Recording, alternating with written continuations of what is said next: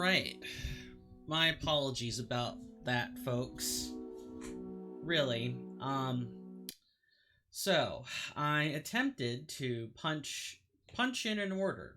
I was trying to get some lunch for myself, and that took a little bit longer than I had liked. What can I say? I'll try not to have it happen again. Let me see how loud the natives... Yeah, game seems loud enough. Alright, so, before I believe we were out in Hyrule Field, let me fix this. Let me just absolutely fix this. I'm not exactly sure. Well, I know what the answer to that is.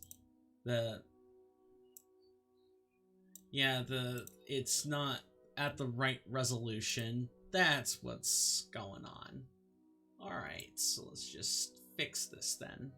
And maybe change the orientation just a little bit, so I'm in the middle.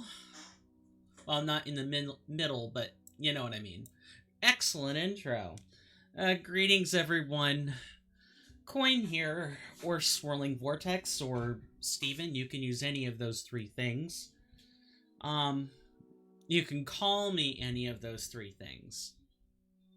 Just gonna... I don't know why this webcam does what it's doing, but... I'll figure it out. I guess... Oh, I think I know what the problem is. It's the chair. But before I fix it... Greetings. Excellent intro, right? Welcome back to another episode of Steven Does Steven Things. Or, I'm joking. It's another unplanned episode of The Legend of Zelda Ocarina of Time Randomizer DevFenhl Fork Edition, Episode 2. Last time, we were traipsing through Hyrule, planning out, trying to make all the checks we could make before we start entering dungeons. Now, the thing to note about the DevFenhl Fork is that there's pot and crate sanity turned on. I have the seeds information in the title, so if you want to play this for yourself, make sure you're using the DevFenhl Fork, which you can find by going to the Ocarina of Time Randomizer website, going to the drop down for forks, click on more forks, and then scroll until you see the section for DevFenhl. And that should, make sure I'm right on center with this camera. And that should get you to where you need to go. You plug it in, and you can save the settings. I have a copy of these kinds of settings saved as, glitchless shuffle hell. But name it whatever you want, really. Doesn't matter much to me. Now, let's see if I can't fix this chair real quick.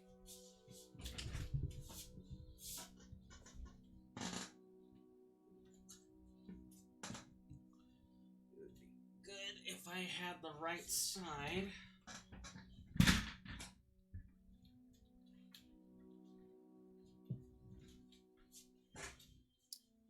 There.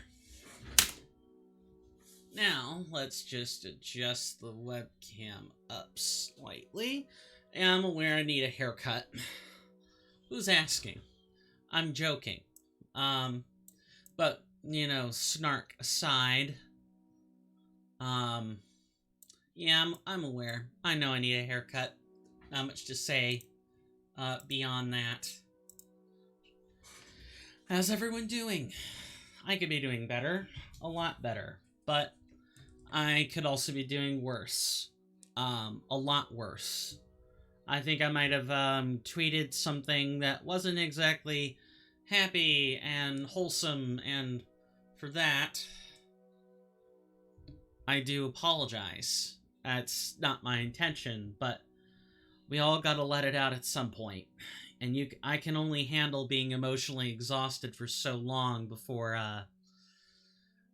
the insanity sets in. So rather than become insane, I thought I would say something. You might have noticed that I changed trackers. So I had a version of a tracker available that had larger icons. I think it was longer than it was tall. This one's a bit more square. I'm not sure you're going to be able to see everything you want, but rest assured that tracker's to make sure we're keeping pace. It does track a few more things. It tracks all the shields, all the swords. It tracks the Gerudo card. It tracks the number of Skulltula tokens. It gets a little less precise in tracking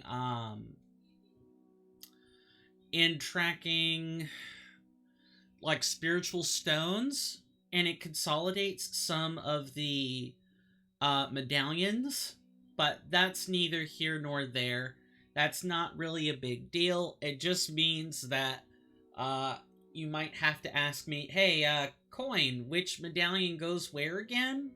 Which one's free? It's the Shadow Medallion. That's the one we start with. Just making sure that we, in fact, do not have anything else we need to worry about. Alright, so I guess before we begin, I'm gonna recheck on the Bolero of Fire. Actually, no, let's not, because waiting for nighttime to pass in this is a little bit painful. Yeah, we don't have the Sun Song, so trying to do any of that can be fairly frustrating. And it's been a couple of weeks since I've played this seed. I try not to play seeds on camera. We're just gonna empty our pockets a little bit.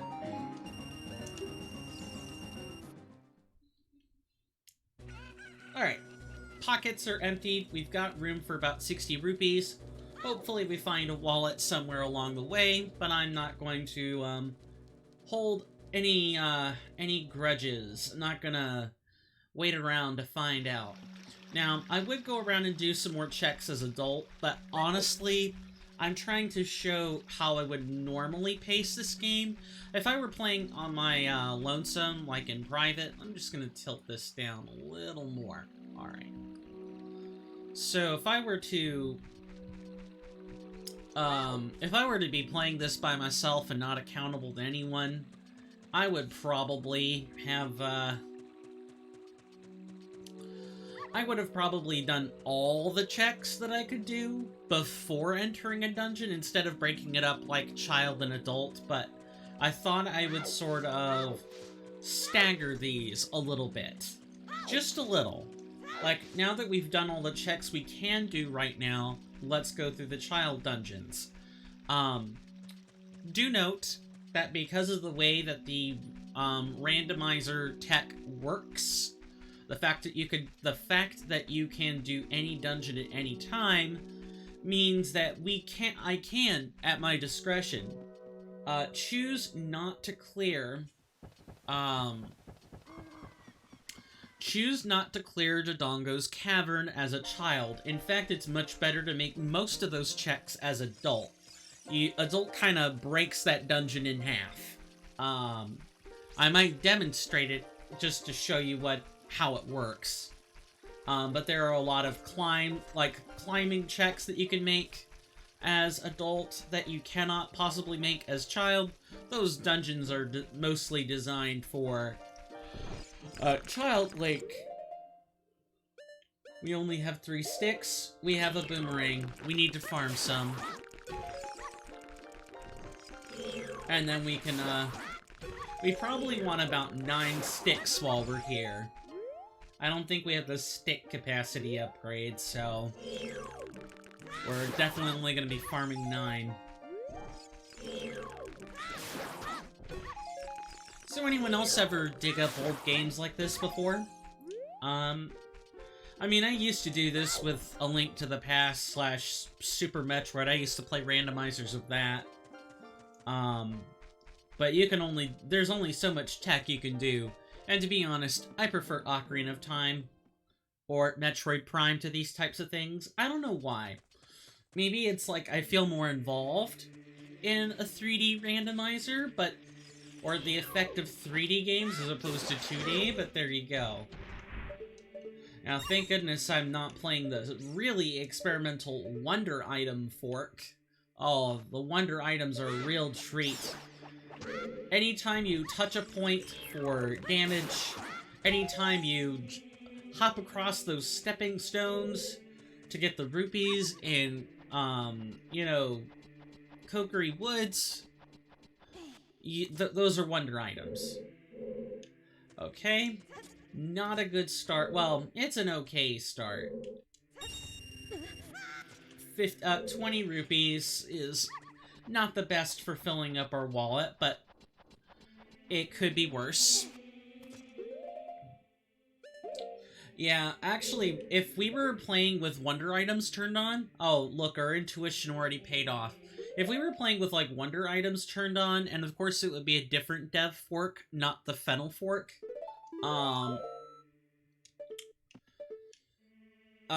we would actually, there's an enemy drop randomizer option where you kill an enemy for the first time, you get a random drop, and it can be a major item. If we were playing with that on, we would not be able to kill these Gomas, these Goma hatchlings, while they're in the egg state. They don't drop an item. Thank goodness for that, because Gomas are not the most fun thing to fight in the world. Like with the Wonder Item Shuffle, or with the enemy drop randomizer shuffle. We'd actually have to track the Goma and kill it. Alright, what do you give us, Deku-Tree? Is it worth coming here?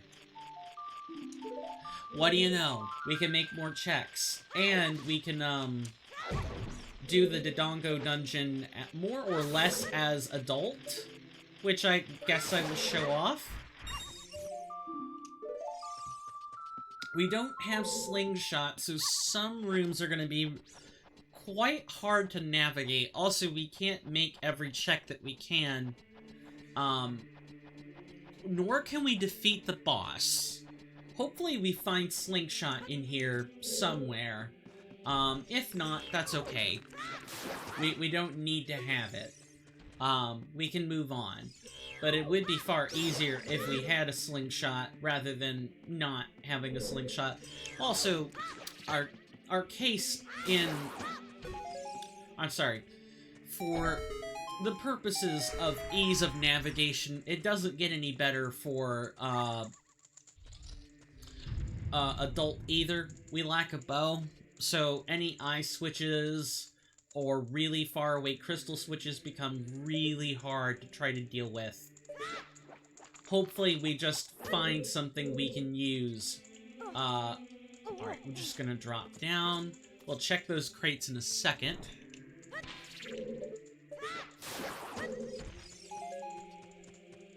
Nice. Okay. So I guess while I'm thinking about it, and so I'm not just, you know, treating you guys to a bunch of silence, well, I don't know what that boomerang was doing, but there you go. I have more or less rolled out the Discord server. I have minted out the basic functions of the bot. I'm using the MEE6 bot for the purposes of moderating the Discord. Granted, it does not moderate very much. I'm more or less in charge of that. But I thought I would at least get that ball rolling. And I think the way I'm going to run the server, or like increase access to it, is I'm going to give away a gift sub. The way I'm going to do it this month is it's going to be at the end of the month.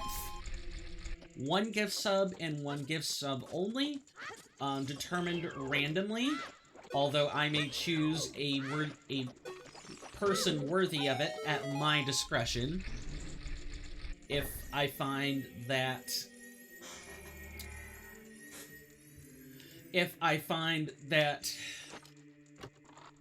Sorry, let me back it up and explain that again. Nice! We have an easy teleport to go, change ages now. That's cool. Okay, so with the Temple of Time music not blaring in my ear, the way I'm going to do it is it is going to be pseudo-randomly, well, it's going to be randomly determined, but the pool, like the pool of people who are going to be eligible for this, is going to be broken into two groups. A, the chatters, the people who are actively here. Those people are gonna get first dibs. So someone like Alex, let's say, and I'll tweet this out. I'll figure out what kind of format I need to use to tweet it, but I will tweet it.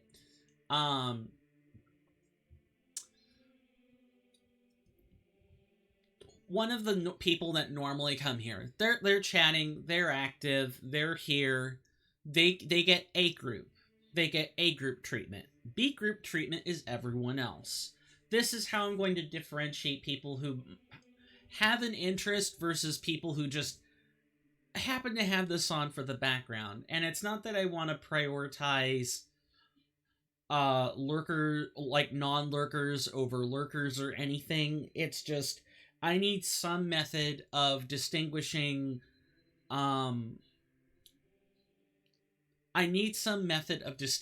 groups, and it's easiest to do this based on chat activity. I don't want to show favoritism either. So in both cases, what I will do is Group A's like random gift sub will be rolled first. And assuming that person is currently there to claim it, I will have them whisper me. Again, I will automate this, not automate it. I will post this whole process on Twitter. But this will be my method for rewarding people who are active in chat. Not that lurkers don't deserve something. Of course they do. They're the backbone of every stream. Thank you, lurkers. But I have to incentivize, like, wanting to be a part of the community. And, to hedge against, people just watching this or listening to it in the background, the B group will also get their chance after the A group has rolled. If no one from A group claims it, well, then B group will get a turn. B group will be rolled for. And that'll be totally random. I'll try to check for bots or something else. Yeah, I'll try to check for bots or something along those lines. But there's no guarantee that the sub won't just go to a bot. None whatsoever. Nice. Did I ever... This has been a comedy of errors. All because I'm terrible at doing two things at once. I'm terrible at that. And the Temple of Time music ain't helping. It's just the constant... It's like the Halo, music. You know, the men's chorus soul singing? Yeah, that ain't helpful. And this is worse, because at least that one's kind of... Good lord. Alright.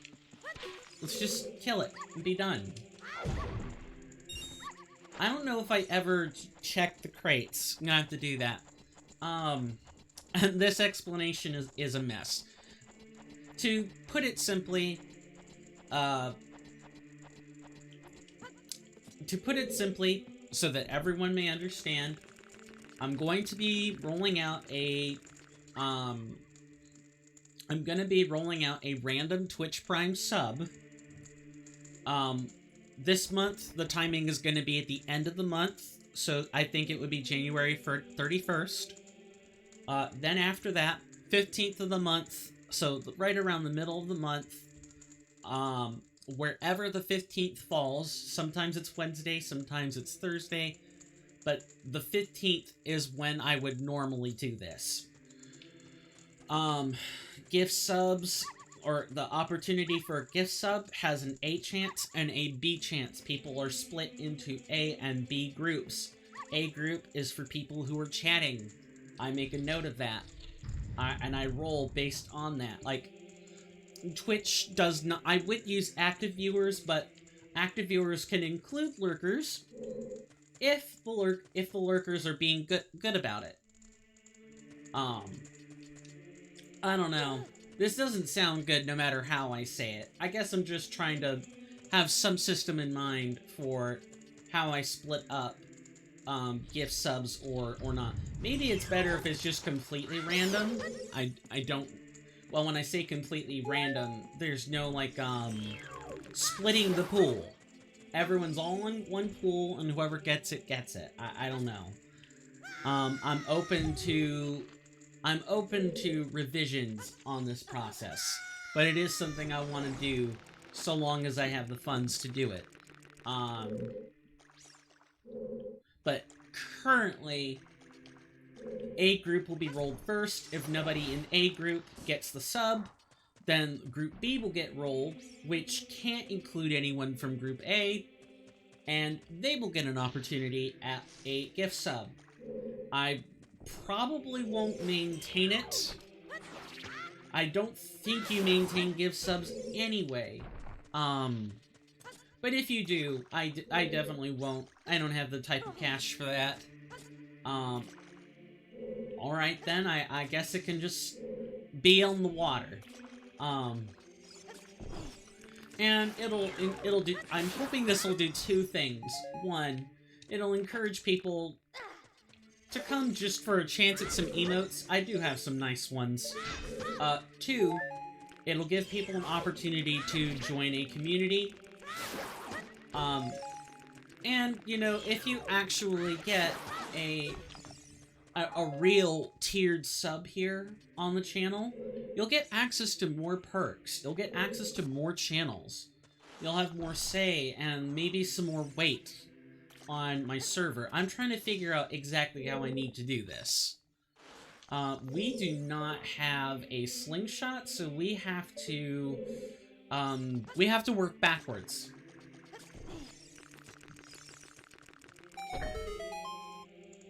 Like I said, I'll put all of that out on the, I'll put all of that out on Twitter so that it's understood.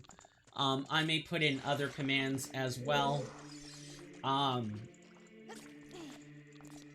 I suppose the last thing I should say about that is a one-time deal. Again, I don't exactly have the cash to be just doing that willy-nilly.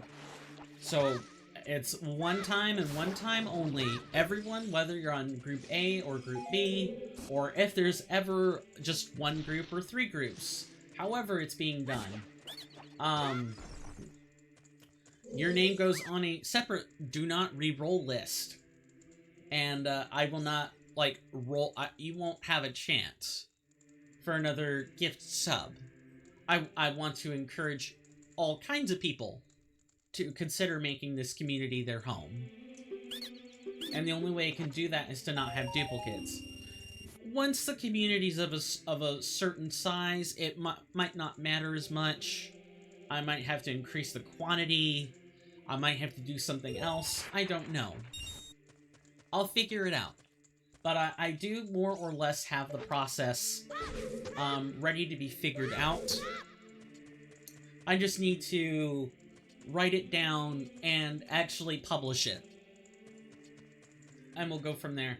Just real quick, let's check these. These are 3 freestanding rupees, and I'm glad I checked.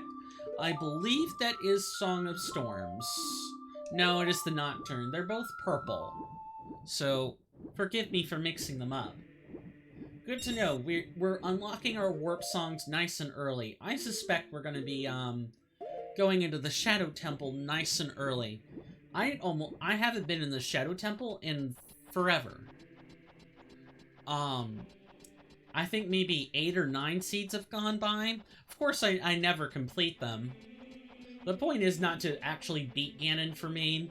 The point is to play through and experience the puzzles.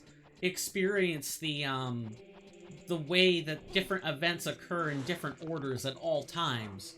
The sequence of events. The exact way you go about getting the items. That's what the fun of it is for me. I am completely cut off. Let's try to fix that then. Kind of hard to look. It's kind of hard to look at the screen and figure out exactly where I am without going bug-eyed.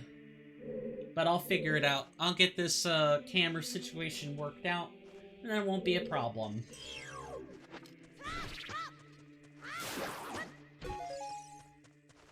Here, if we had the Song of Time, we would be able to get a Golden Skulltula that's in this room. But we cannot.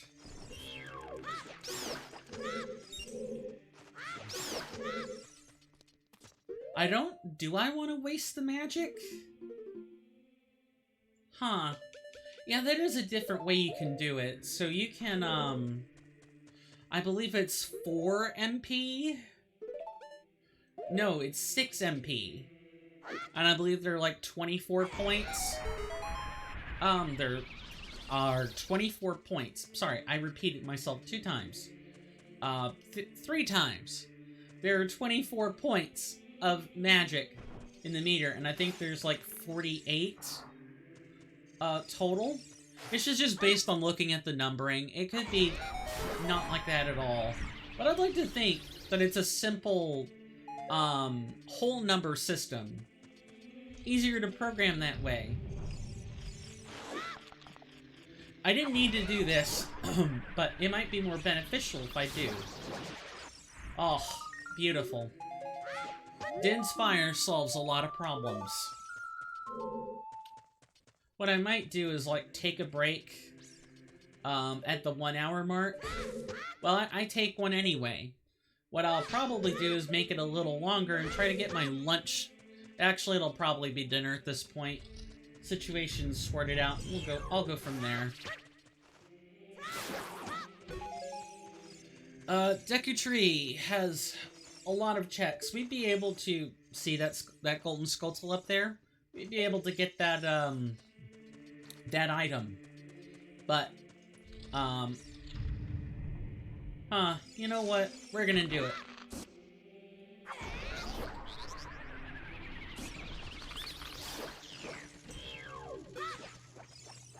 Really?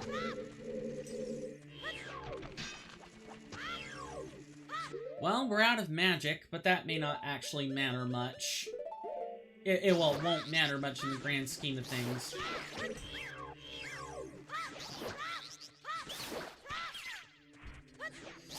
This is a completely different way of handling the room. See, I know carefully.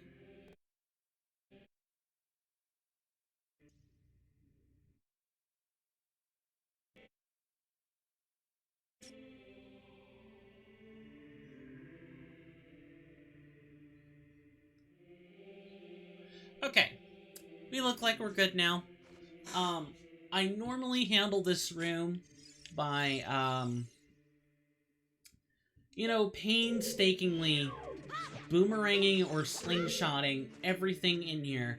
So, like, actually engaging creatures in combat is a different way of doing it, for me. Do whatever works for you. It may actually be more efficient for you to actually... Oh, right, I'm forgetting.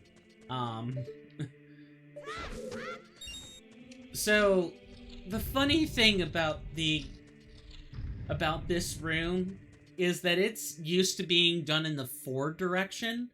Like, there's a bunch of rooms that'll lock up on you in here, and you have no choice but to leave. Yeah, the puzzles are meant to be done in the forward direction, not the backward, not the reverse direction. So it can actually be quite the problem. it can be quite the problem navigating through this place. Thankfully, this is the only other room in the series that requires a check. I think. No, that's not true. I believe there's... Is there a freestanding heart piece? Not heart piece. Freestanding hearts. Alright, I guess we gotta do things this way then. Oh, never mind. Got it. Beautiful. Perfect. Excellent. How many, how many synonyms am I going to use, people? I don't know. Far too many. So, my tweet. I don't want to, like, keep harping on it, but I do want to... I think I more or less said what I needed to say. It's just about getting out the crazy. You know, not running yourself emotionally ragged.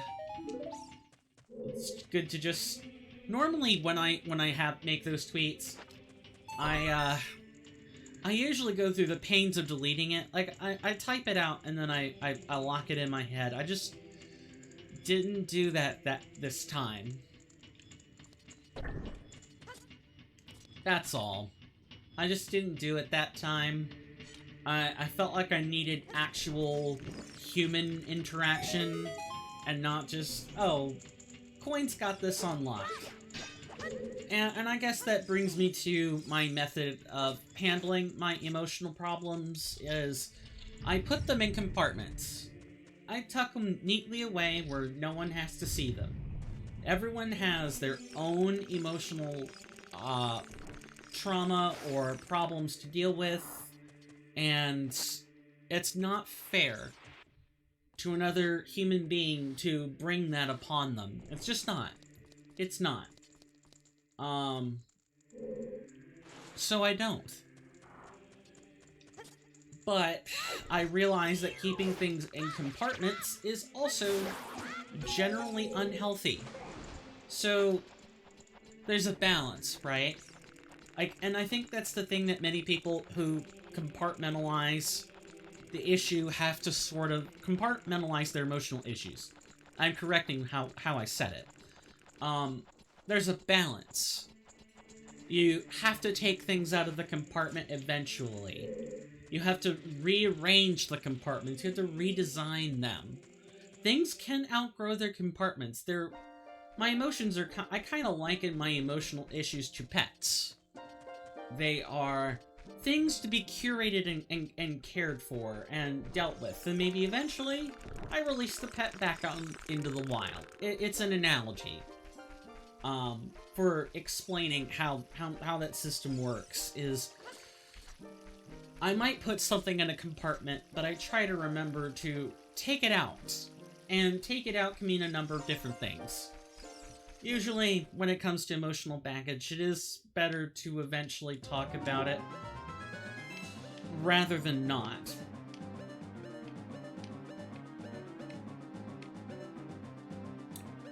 Oh, I haven't been keeping up with the tracker whatsoever. That is just completely my bad. And that is a case where rupees aren't actually beneficial. Alright, let's update this tracker before I forget. So we got the regular hookshot. The Nocturne of Shadow and the Prelude of Light. That's what we have. Also shuffled the notes. Those are different. So it's not the 6-note, it's not the 6-note song you remember. It's another one. I have to look at it again. Memorizing these notes each time is a little fun exercise.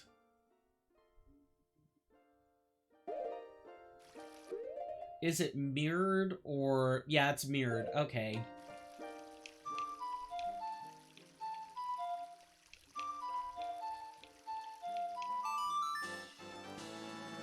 And it turns out we have the, like the Skull Kid flute as the instrument.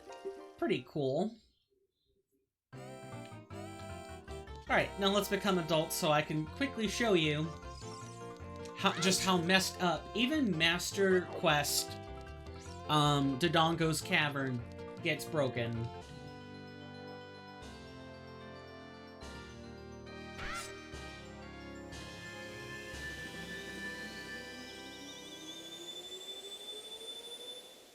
Oh, and I suppose the hookshot opens up a lot more checks for us.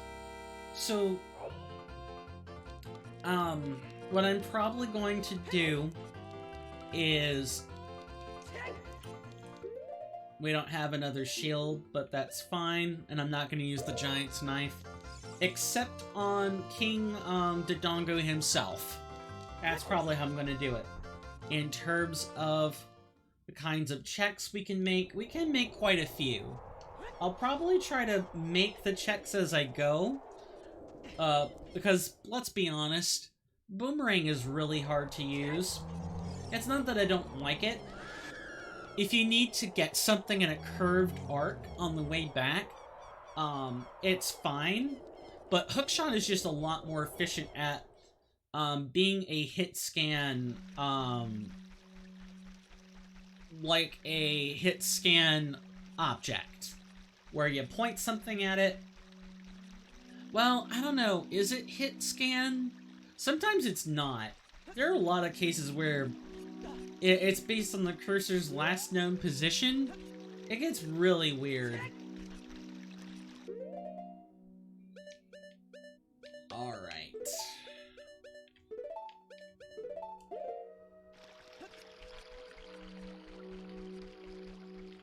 Let's cook this bomb chew. Oh, but I can't shield drop it, so I have to be a little careful.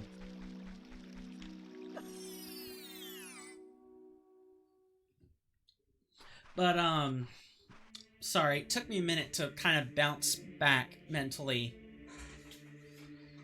So, more or less, I just kind of do my best to not keep things in compartments forever. I try to manage it eventually. It's not easy. Some things have to go in the compartment for a really long time. Did I make... I think I made this check already with the boomerang, if I'm being honest. I think I made a lot of these with the boomerang. Which may or may not be its own separate problem. Oh well. And I suppose that's the secret, is you don't leave things in compartments forever. You take them out, you eventually go deal with them, regardless of what it is. Now, is it going to be easy to deal with? No, of course not. If it were, then the compartments would be unnecessary. You could just deal with it right there on the spot. Unfortunately, life ain't that simple. Sometimes you can't always deal with things immediately. What do? Well, if you want to be able to operate at work or do literally anything else and be a functional adult, you gotta put it in the compartment sometimes. You just don't want to risk forgetting either. That's another downside of compartments. If you lock it away, you can do too good of a job doing it. You can lock it to yourself. And I think that's where some additional nuance is required. You have to periodically take things out of the box and just feel them all over again. If you don't want to forget. If you know that you need to resolve something, it's critically important that you do.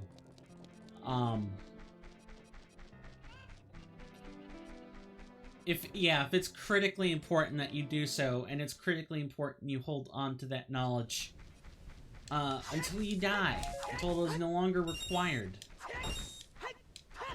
And that's what you do. It's easier to just lock it in the compartment until you forget. It's harder to actually purposefully take things out of the compartment. Real, true compartmentalization is, in my mind, someone else can come right along and and not necessarily disprove, but, you know, come up with something better, or you know, more succinctly describe how compartmentalization works, but at least how I do it, I purposefully feel the pain over and over and over and over again, if I feel I need it. And it's something, it's a decision-making process that it's not really that describable. I'm doing everything I can to describe it, to elucidate it, to make it obvious, but really I'm just kind of putting words to the internal decision-making I make when it comes to putting things in compartments. Might not have a need for it if I had a therapist. Don't know. But if you don't have therapy, you have to try to look into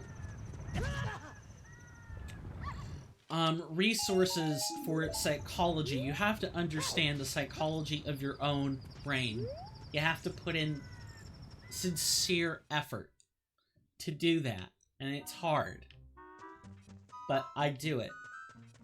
And in all honesty, I'd say probably about half the people I meet that could do the compartmentalization wouldn't do it. Because it's just easier to lock the emotion away and never deal with it until eventually you have to deal with it. It works until it doesn't, right? Man, you know, we've just been having nonsense songs the whole time. Is this seed just gonna be secretly a nonsense seed? That's what I'm waiting for, is the nonsense seed. Ah, we got the key ring. For the forest temple. I cannot tell. Ice. I'm not sure what... This is the one part of the track, like switching to a new tracker. I'm not sure how you track keys. I think...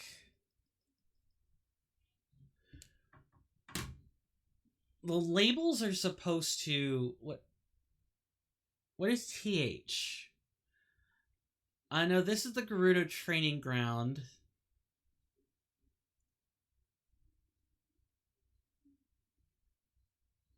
Thieves' Hideout. Okay, we can just go ahead and deal with that. Alright. So at least you can hover over it. Hover over an icon if you need... If you absolutely need more information. Bottom of the well, small keys. And I believe this is for the forest temples, so we will check mark both of these, because I have the boss keys put onto the key ring. Yep, we have the boss key. The icon wouldn't show up if we didn't. But does that say 6, though?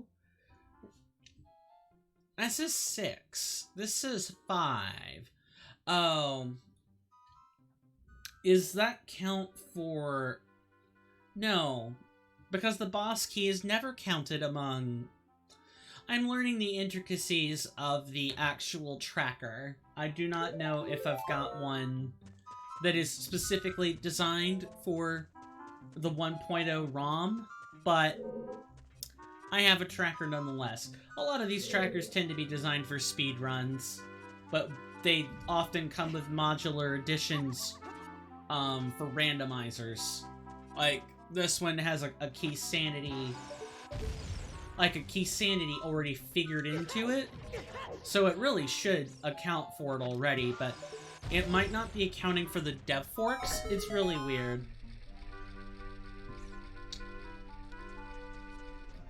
Alright, so one of the ways that Adult Link breaks Dodongo Cavern is that archway off to the right. I don't know if you can see it, but that archway is not, sorry. You can get to it as child, but the intended method for it is through that door. We don't need that. By virtue of our sheer height and our ability to climb, we could save ourselves the trouble and realize that we have a golden Skulltula token in here, as denoted by the web texturing on the chest. Here's another... Well, no, the next way it breaks comes soon. It isn't right now. It's not on this... Yeah, I don't think it's on this floor. I think it's on the second floor, where all the remaining breaks are. Nice. 2 gold pots. Tells me there's something in them. Goron tunic. Okay, that's a start. Well, well, well. Our Goron tunic is in fact a Kokiri tunic. It has the properties of the Goron tunic, but it looks like the hero's tunic. Maybe it's a little too... Maybe it might be a tad bright for the hero's tunic? Or Kokiri tunic, but it's there. How about this one? And an adult wallet. Good. I was starting to worry about that.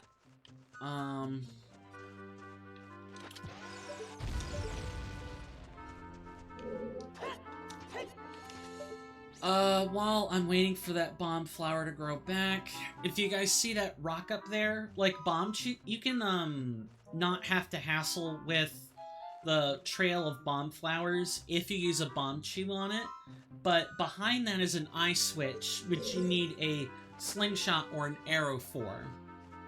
A slingshot or bow and arrow. Excuse me. Bow and arrow. Fairy bow. It's a fairy bow coin. Use that.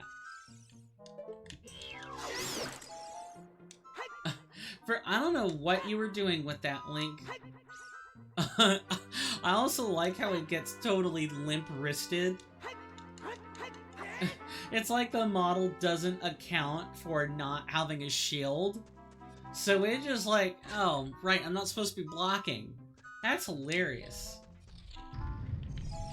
And here's a business scrub, and only a business scrub. A lot of our checks, because of the way that I have this randomizer set up, is only going to give us money. A lot of the time, it's money, but we can use it. There are a couple of really expensive purchases. There's some things that are worth over 200 rupees. Medigoron, I think that's his name, has the Giant's Knife check for 200 rupees. And there's the Carpet Salesman with a check that's also 200 rupees. So there are reasons to keep money around. I will save my bomb chews and not make that check, or not open up that eye switch. There's no reason for it. Nor do I need to go for random pots. I believe the only dungeon that would normally account for child magic is Jabu Jabu's belly, if I'm remembering correctly. Before then, both the Deku Tree and the Dodongo's Cavern don't assume you have magic of any kind.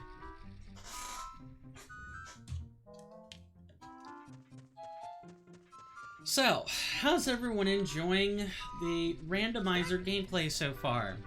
Or the conversations, for that matter. Look, I don't want to shy away from serious conversation. I don't do that. I have limits on what I talk about, but I don't just want to... Sometimes good vibes are fake. And by that I mean, there's a time and place for them. You can't be sunny side up positive all the time. It's infectious. There's a guy that I see on Twitter that he streams. His name is Blame the Pain TV.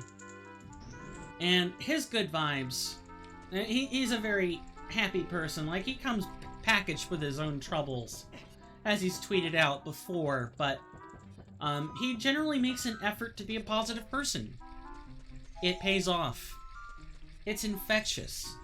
I have a hard time not being a positive person when I'm in that room. Oh, well no, in Master Quest you can go here straight away. And you can make a lot of these checks in Master Quest that seem kind of alien for Child Link, but we can make them.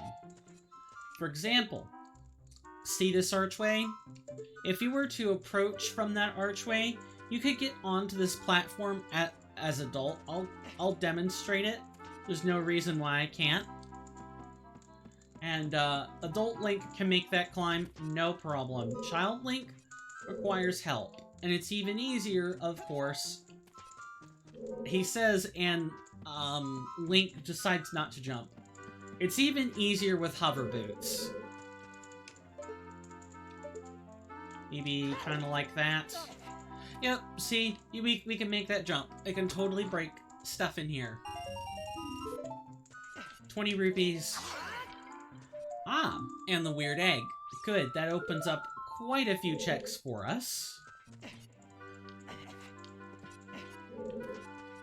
Piece of heart. Good stuff. I think Child Link has an easier time doing this on average. This particular puzzle's a torch puzzle. And the reward for such a torch puzzle doesn't really amount to much. It does unlock a room containing a gold Skulltula. And normally you would need to, like, pull out these blocks, set them up, and,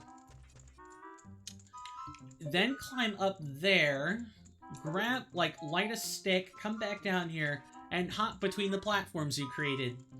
If you have Din's Fire, you don't have to do this. And if you wait until you grab it as a child, the same strategy is also available to you. But, thankfully, we don't have to worry too much. Oh, I'm missing a big-time check on the first floor. After we're done checking the second floor, we'll go back for that. May make our lives easier, can make it more difficult. Ugh, I am gumming up badly all of a sudden. Stomach's in knots. Don't know how else to describe it. But no, I have nothing but good things to say about Playing the Pain TV. I would highly recommend checking him out. If you're a person who's looking to be happy, looking to be in a room filled with happy people, check him out. He's worth it. I think I've been in there just kind of lurking once to see what it was like. You won't be disappointed. But I can't be that person.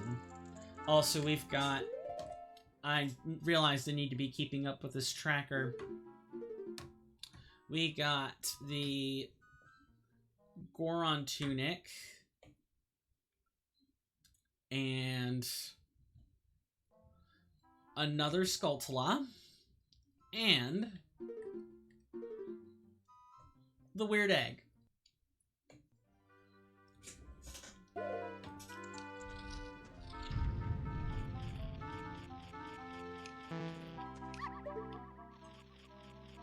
Up there, we have, basically we're locked in. Only way we can get out is by, killing the Gomas that are in here, and the Skulltula that's hidden behind one of the crates.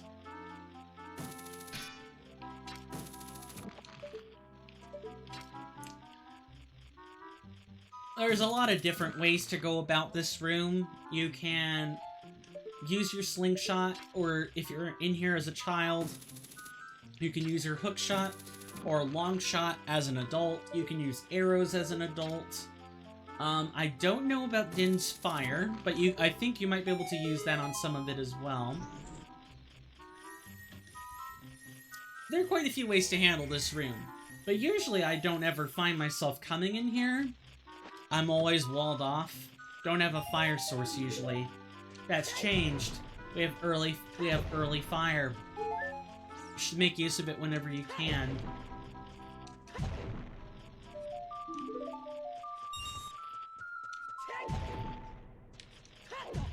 I've got some serious stomach knots, and I do not know where they're coming from. Maybe it's the fact that I've only eaten, mushroom crisps today. Yeah, I was at Costco with my dad yesterday, and I saw this bag of, shiitake mushroom crisps. They're delicious.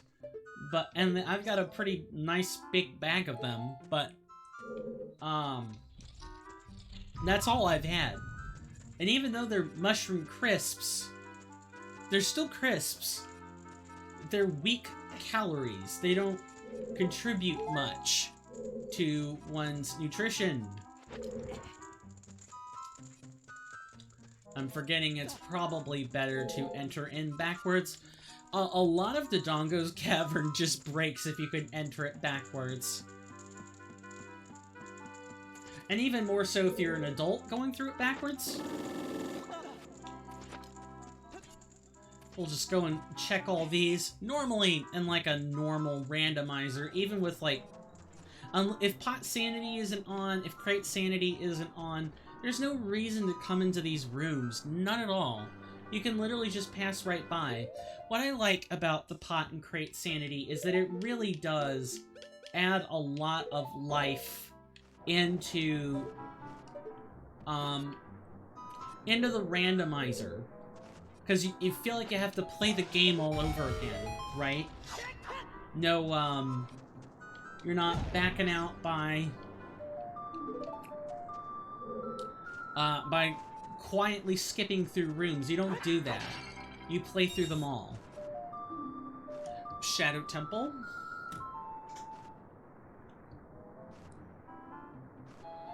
Where are the keys?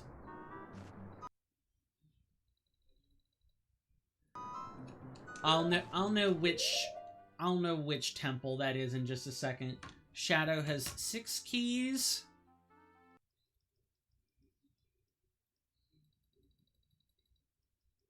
But Water, I think, also has like 6 keys. 5 keys. 5 keys. No, maybe that is the correct one. We've got 2 keys. And I think that's the Water Temple. Or the Spirit... No, Spirit Temple has 7 keys. 6 keys. Plus the boss. Been a while since I fought Bongo Bongo as well. For similar reasons. Usually walled off. Is there anything else I'm missing? Another token, I guess. Sorry, I'll try not to annotate every single time I update the tracker. I know that's annoying. If I wouldn't want to see that or hear... What the hell was that? Okay, we're gonna stop that comedy of errors.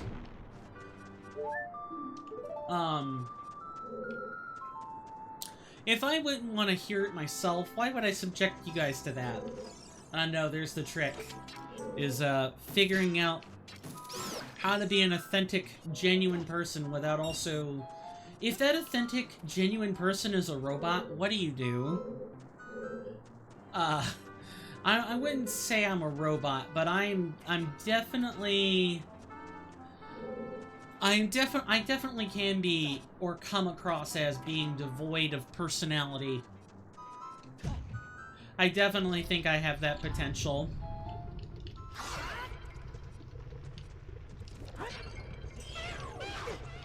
If only I had a shield. Unfortunate. After this, I'll definitely take a break. Maybe try to figure out my food situation. Resort to mushroom crisps if I can't. Probably turn my camera off so people don't see me eating.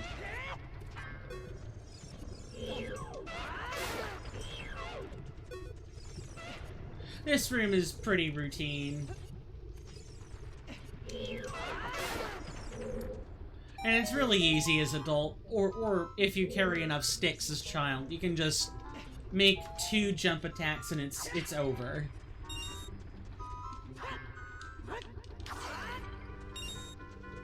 Alright. This room houses a gold scutula. We come in here, we jump into the lava.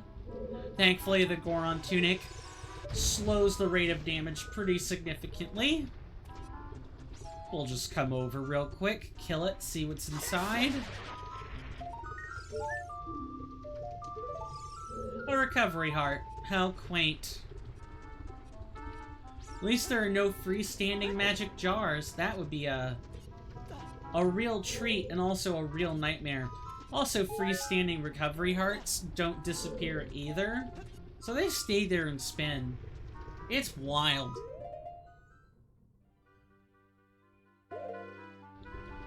So, I'm gonna go,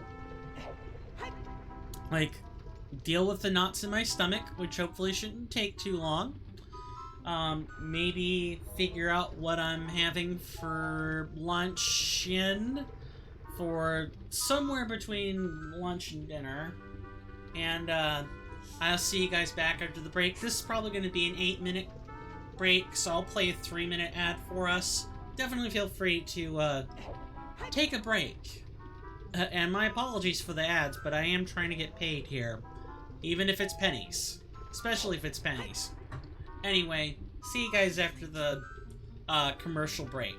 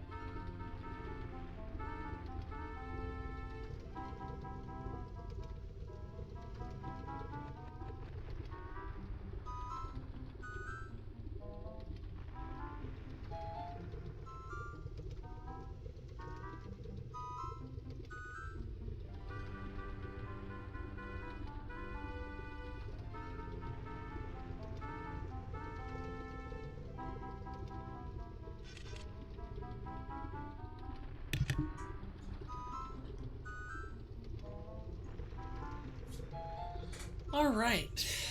I apologize for that. Don't know what was going on with my account. Definitely had money in it, but I managed it. I'll be having some lunch, which means my webcam goes off. Like, it's real food. It's not just finger food. If it were finger food, I might not care. That it's probably not a really big deal, but since it ain't, I'll turn off the webcam. I don't know. I think maybe a Lobos Jr. approach sounds appropriate. Keeps people from getting too mad about unprofessionalism on camera. Also, people might not like seeing mouth stretchy noises. I don't know. I guess that's a great question to ask. Like, what do people think about streamers, you know, not having the, you know, the, what is it, the just chatting tag? And kind of like eating and playing at the same time? How do people feel about that?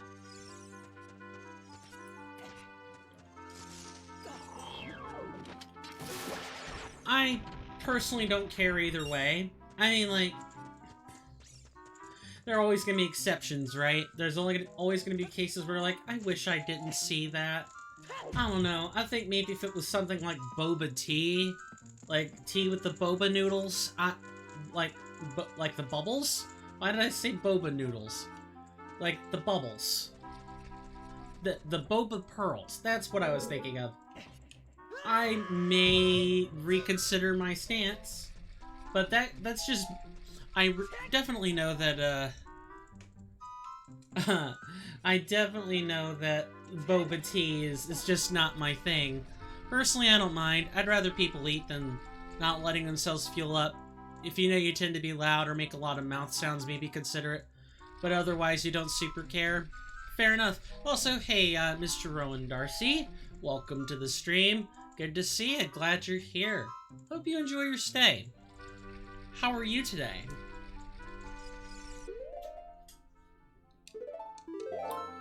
Okay, what am I forgetting? I'm forgetting the first and the second floor.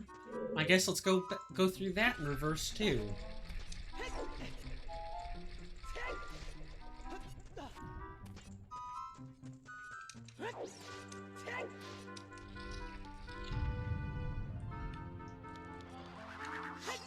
In a bit of pain and tired of dealing with insurance and the tag office, but I'm otherwise okay. How are you? We haven't chatted in a bit. That is correct. I'm okay. I mean, I'm somewhere between okay and being emotionally exhausted, but that's, the healing is an ongoing process. I've already talked through it a lot, so I'm trying not to talk about it so much today. But, other than the emotions, want to tell me about it, or is it more private? Maybe not on air? Granted, I've already mentioned it on air, but I've already repeated myself, and at the risk of not wanting to repeat myself more, I don't want to keep saying it on air. Sorry, that makes it sound more complicated than it is. I just don't want to sound like a broken record, but I don't have a problem mentioning it in private. That'll be much better than trying to glean that through my tweets or something crazy like that. Promise.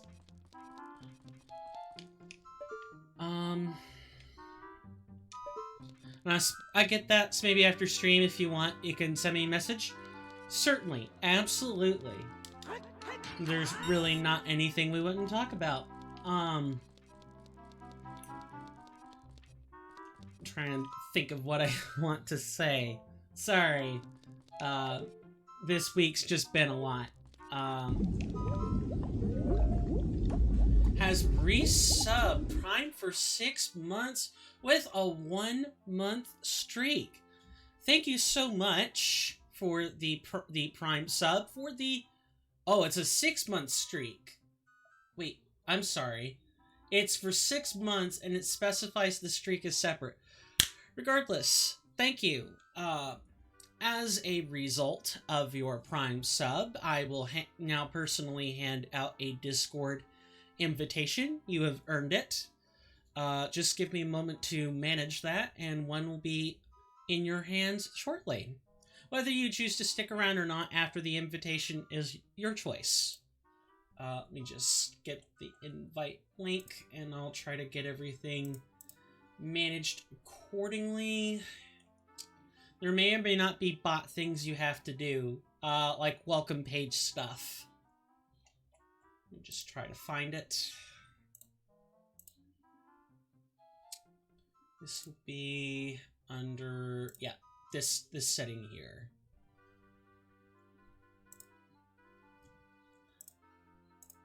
Alright, I believe I've sent that. But you know me, I'll likely do a lot of lurking. Yeah, that's pretty much the same for me. I get on a bunch of Discord servers, and mostly what I'm there for are like mod updates. So like I recently joined the Grim Dawn server with like it has like a modding channel within it. And that's mostly what I'm there for. I don't much participate in anything else.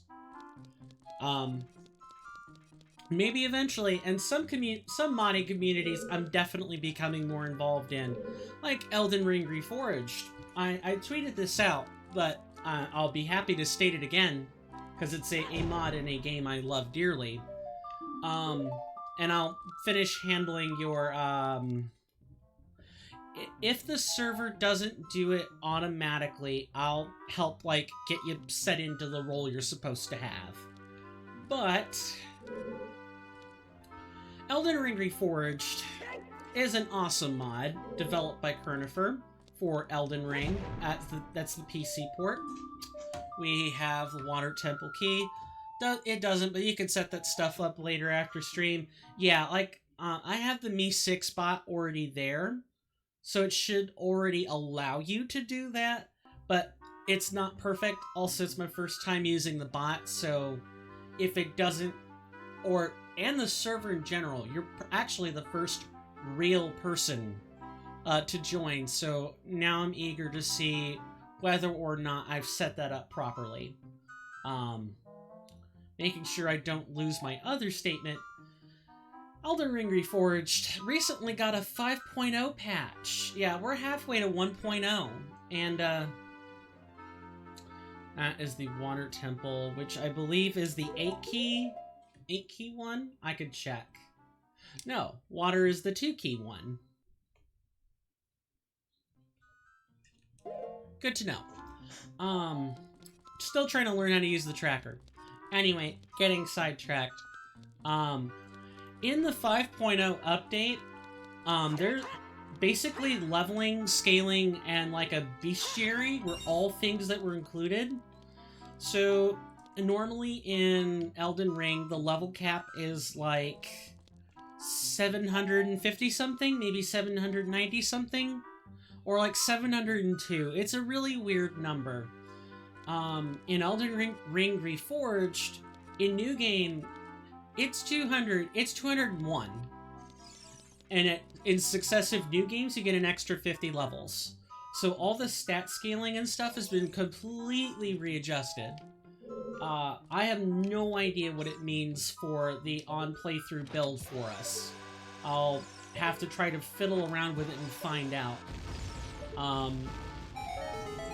So I think essentially it just lowers our capacity overall for stats we could have.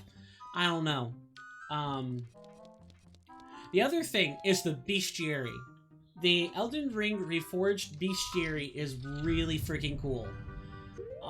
So basically what the bestiary is you get a chest with a set of items. I believe it's like oh, come on, brain, help me out here. It's like you get a recipe book that lets you be able to craft the item you'll need in order to fill up entries in the bestiary.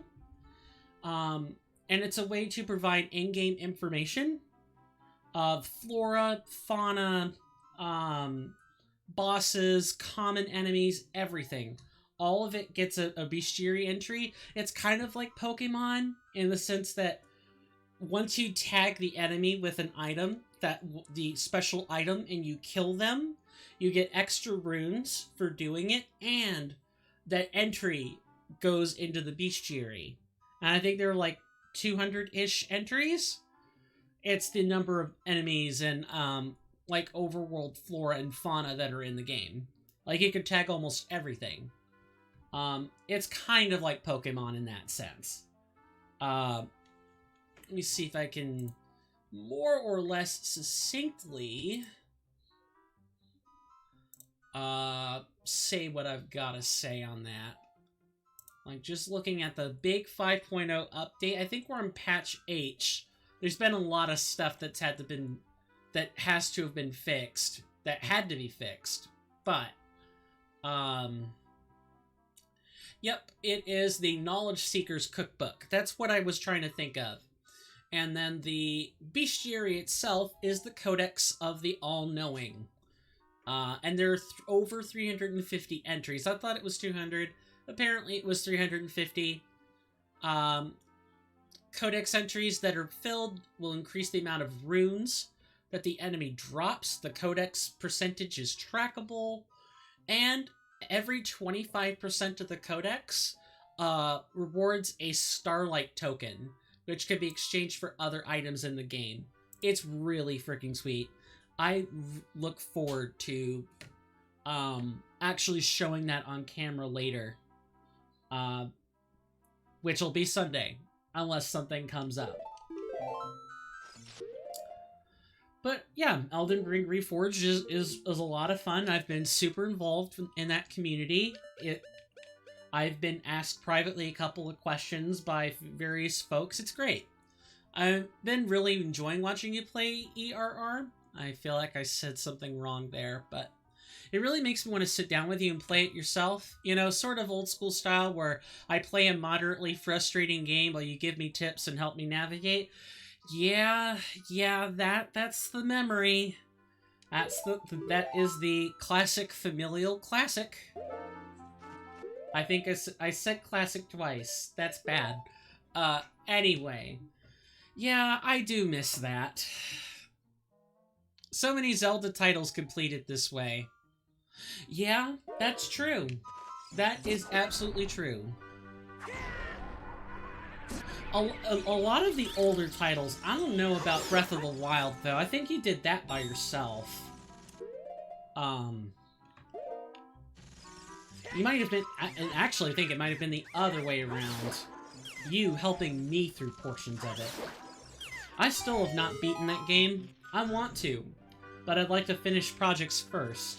And of course, every day I stream this is a day I'm not streaming Blasphemous or Elden Ring, but I already only stream those one day a week. So I'm either streaming it or I'm not. Perhaps you and I need to schedule some much-needed sibling time. Yeah, we probably do. Yes, I did complete Breath of the Wild by myself, 100%.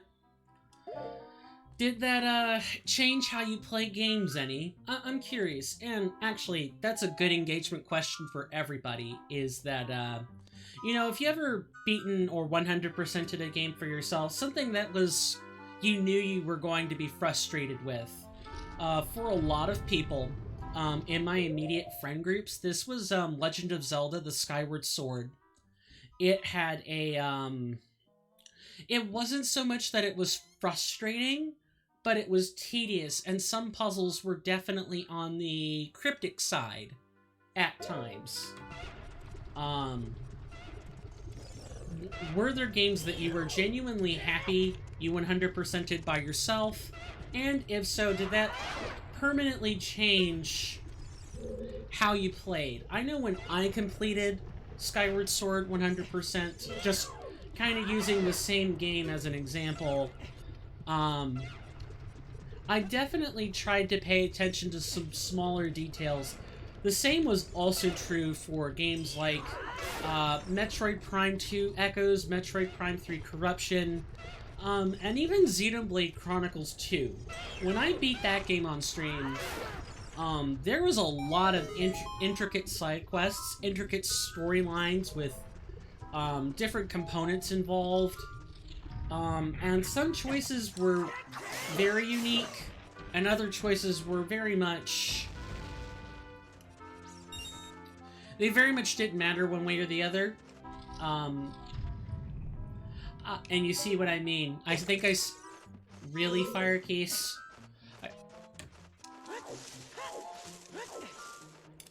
I mentioned earlier that Dodongo's cavern breaks when you go through it backwards and as an adult. And that first floor is like perfect proof. We climbed in through the back, went through the Poe room, got all the crates, all the pots, went through the optional room. Did I grab... I believe I grabbed the Skulltula out of that. I'll check at a later point. Then we moved through the Dodongo room, at the lower floor, and then proceeded out through the back, where we couldn't enter before because we don't have a bow right now.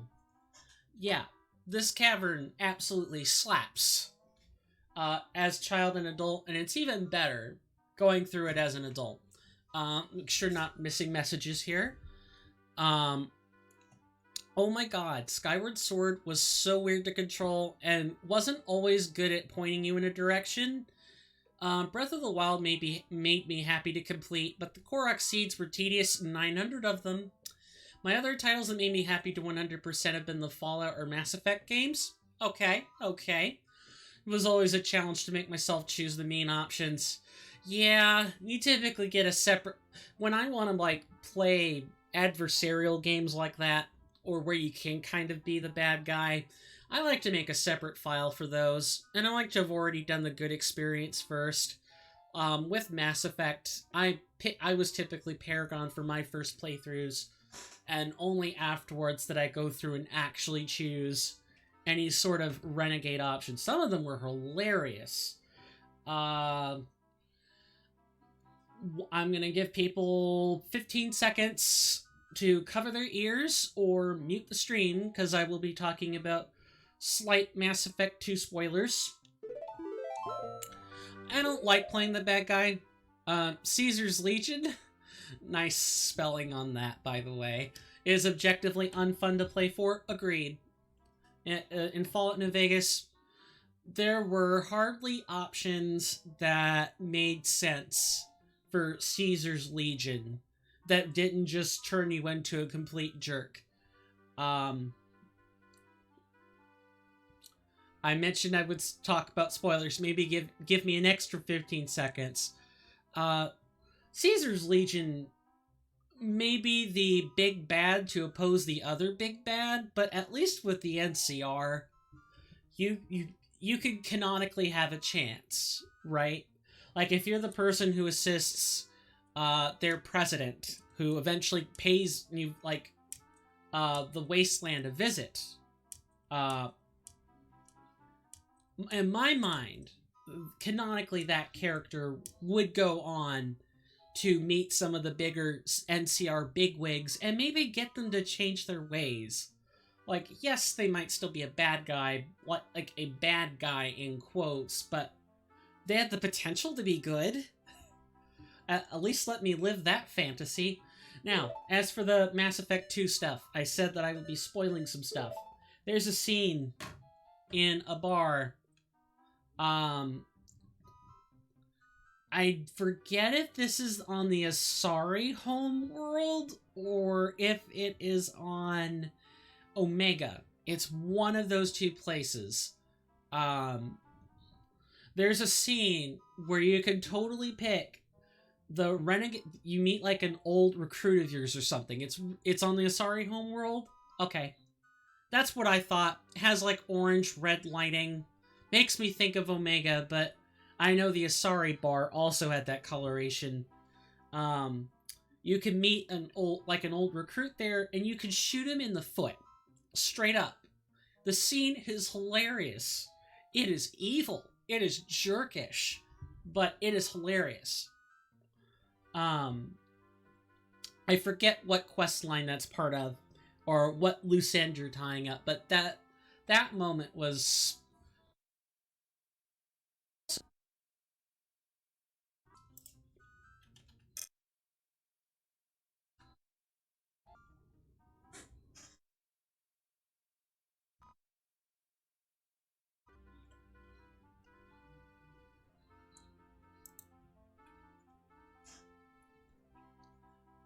Okay, I think we're good now.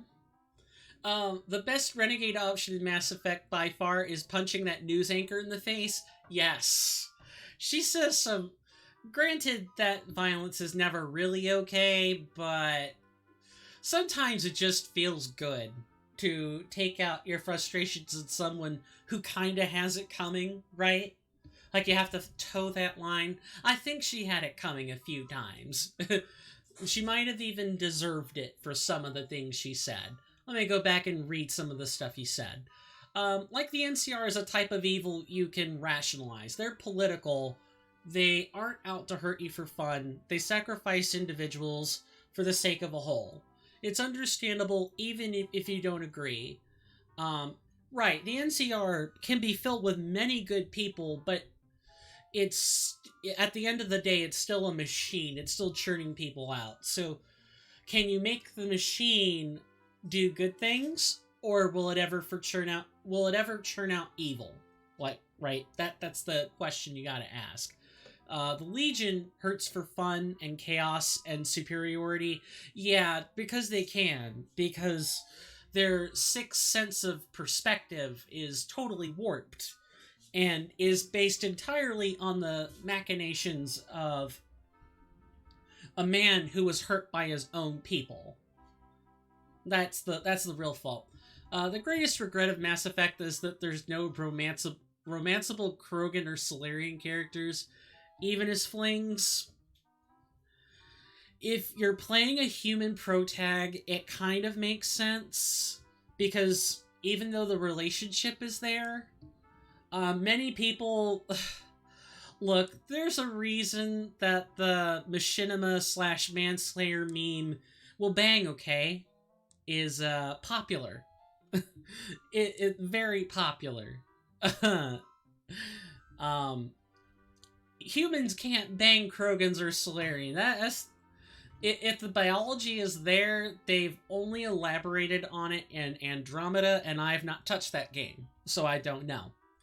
But if people want to be banging the romanceable characters, not with that attitude, I guess you can stuff round pegs in square holes if you try hard enough. Also, Andromeda would be a good stream game. It's good.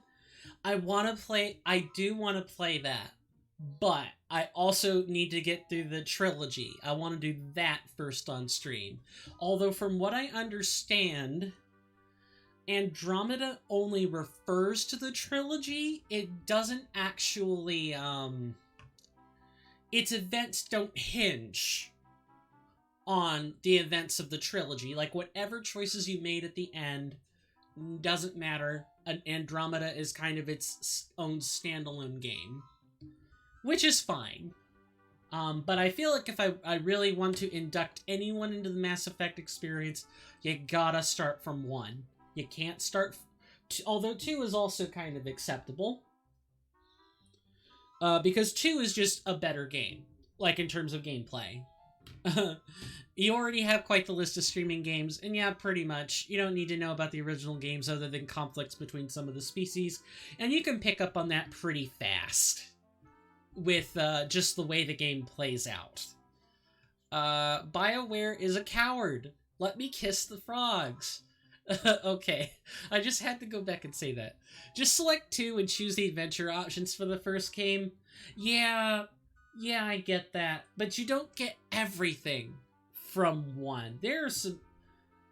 I want to be careful because I don't remember the first game very well, but even though you get, like, the same basic plot points, you miss the nuance that comes with having to choose between one crew member or another in choices. Like, yeah, the quick start is very useful, and I most certainly recommend that if anyone is starting it to do that, but maybe go back and read one, or like view a gameplay video of one for the various parts you're concerned about.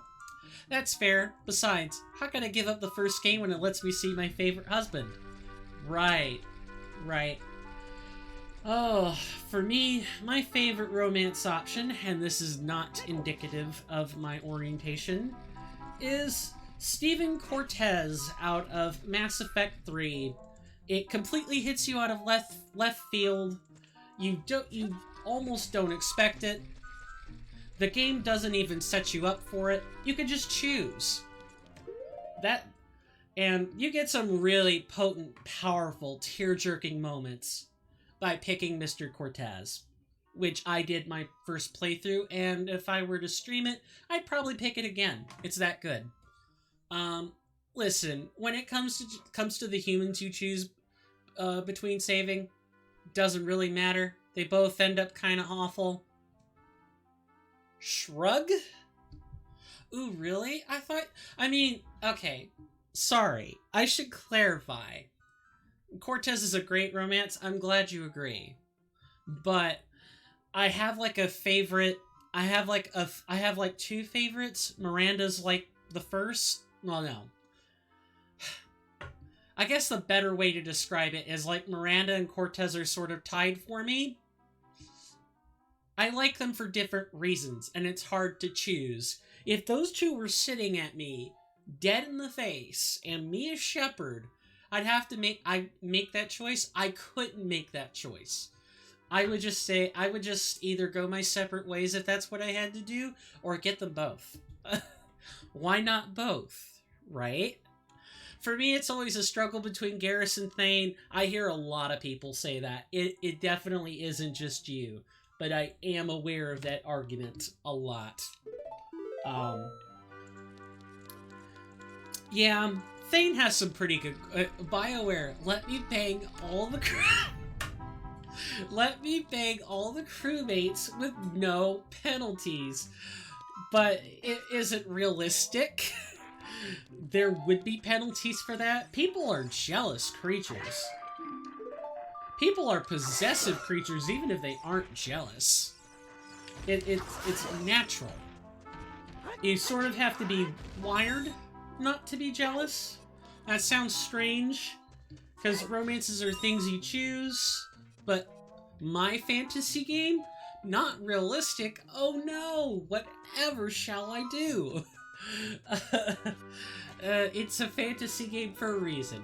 I will grant you that. I will grant you that. I think a lot of companies try to stride that line between fantasy and reality, and you get some of the most confusing, yet simultaneously amazing sets of decisions at the same time. You can just go ahead and grab that pot. With being an adult in Dodongo's Cavern, taking a quick second to discuss what I'm doing. Since you can go through the cave forwards and backwards, you don't even have to fight the LoZoOTR that makes itself known here. He jumps down as soon as you hit that middle gravestone. You can, as an adult, you can just pull this one and make the jump. Easy. I get that, though. That's what mods should be for. Agreed. Fair enough. Or perhaps a toggle option, but it required a lot more voice lines. Yeah, that is part of the problem. Yes, back to the actual game you're playing. I don't know.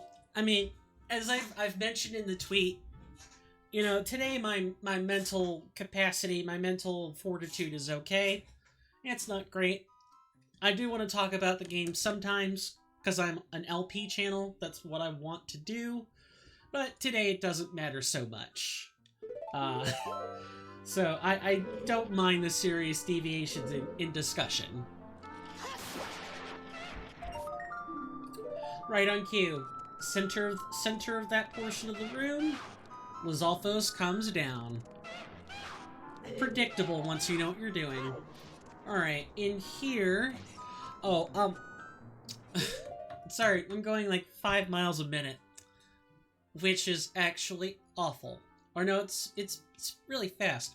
Anyway, since it's like 1:48-ish, 1 hour and 48 minutes, I want to take like just a second in the process of all the fun conversations we're having and just sort of describe what I'm doing.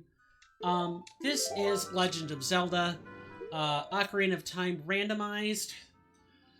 And this is not your normal randomizer. This is a special fork called the Fenhl fork randomizer.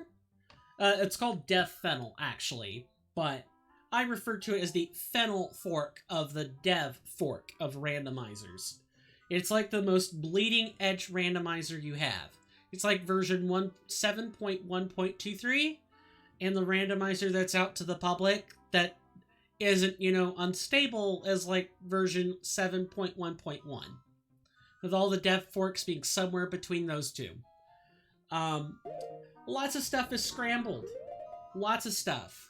The things you're used to. Enemy, like, not so much enemies or bosses, but where you find major items, where you find like heart pieces and stuff. All that stuff is randomized. That's the base randomizer experience.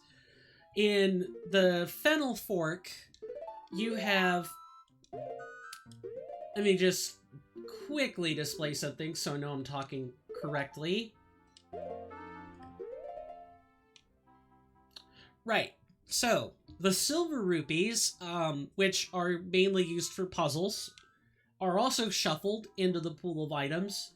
And they show up as pots with key textures, crates with key textures, and chests with key textures. You can find a silver rupee in those. Those are shuffled. Thankfully, all of the time-sensitive silver rupee puzzles are no longer time-sensitive, so it's just a matter of finding the silver rupees instead of having to, you know, come back in and be under a tight timer the whole time. On top of that, every pot is shuffled, every crate is shuffled. Like frog rupees are shuffled. There's a bunch of stuff that's all scrambled. And I'm playing everything on with Master Quest Dungeons in mind. So everything is kind of cryptic, hard to read. I'll read that message in just a second, promise. So it's a huge experience. It's a good brain teaser. I do these things in my spare time all the time. I love them as brain teasers. And it's just a good way to activate a different portion of my brain. When I'm playing Blasphemous or Elden Ring, like, yeah, I'm, like, let's playing the game, but I'm not having to rack my brain. I know where I'm going, and if I don't know something, I look it up, right? Like, I look it up. That way we're not stuck forever. I might spend a few moments trying to figure it out on my own, but I don't like wasting viewer time. I don't. So if I know I'm not playing a game for the first time, then I'll look things up. It's easier that way. This is not something I can look up. Yes, I can go refer to the spoiler log. That'll tell me where things are. It might even give me an order of where to go to get something, but it might not help me in the way people think it will. When I was looking at a more recent spoiler log... Sorry, I'm expecting lunch, so that's why I'm looking at my phone. I looked at a more recent spoiler log, and I was stuck on progressive scales. That's the swimming upgrade. And I had to go through a convoluted setup that isn't explained in the spoiler log, by the way. Again, it only gives you orders. I still have to actually execute the way of the hero. And I had to go through a convoluted setup just to do that. So I still have to figure things out. I'm still using my brain. Whereas with Elden Ring Reforged or Blasphemous, it's more like I'm using my brain and my reflexes together. And I'm just using a different portion of my mental space. Now, before people get upset, not some people will, but generally people like it when their messages are read. Let me make sure I'm reading yours. Sorry to hear about your emotional exhaustion. For what it's worth, I have plenty of love and support to send. I know you don't always reach out, but I hope you believe me when I say you can always reach out to me to talk or get support. Just remember, we are our own worst critics, and that hurting people by accident is something we can apologize for. Ah, you went and read that. Very well, but I did put that out publicly, so I can't blame you for reading it. Love you. Thanks. Appreciate it, my lovely sibling. It is tough not to cry on air right now. You're never obligated to read my messages. I know you give good commentary, and I don't want to interrupt when you're doing that. I know. It's like I'm trying to straddle that line, right? Like, I read something the other day that streamers are entertainers and not content creators, which I think is kind of a weird stance, but I sort of get it.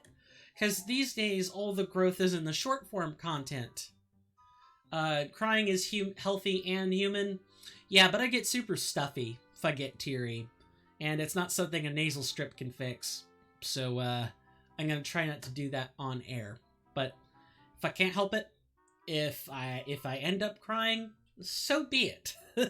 So be it. I'm human. And for the record, even though I am resisting it, folks, don't hold your tears back. It's not a good thing. Like, do it if it works for you. But generally holding that intense emotion back is, 1, impossible, and 2, you can hurt your eyes and lacrimal ducts doing that.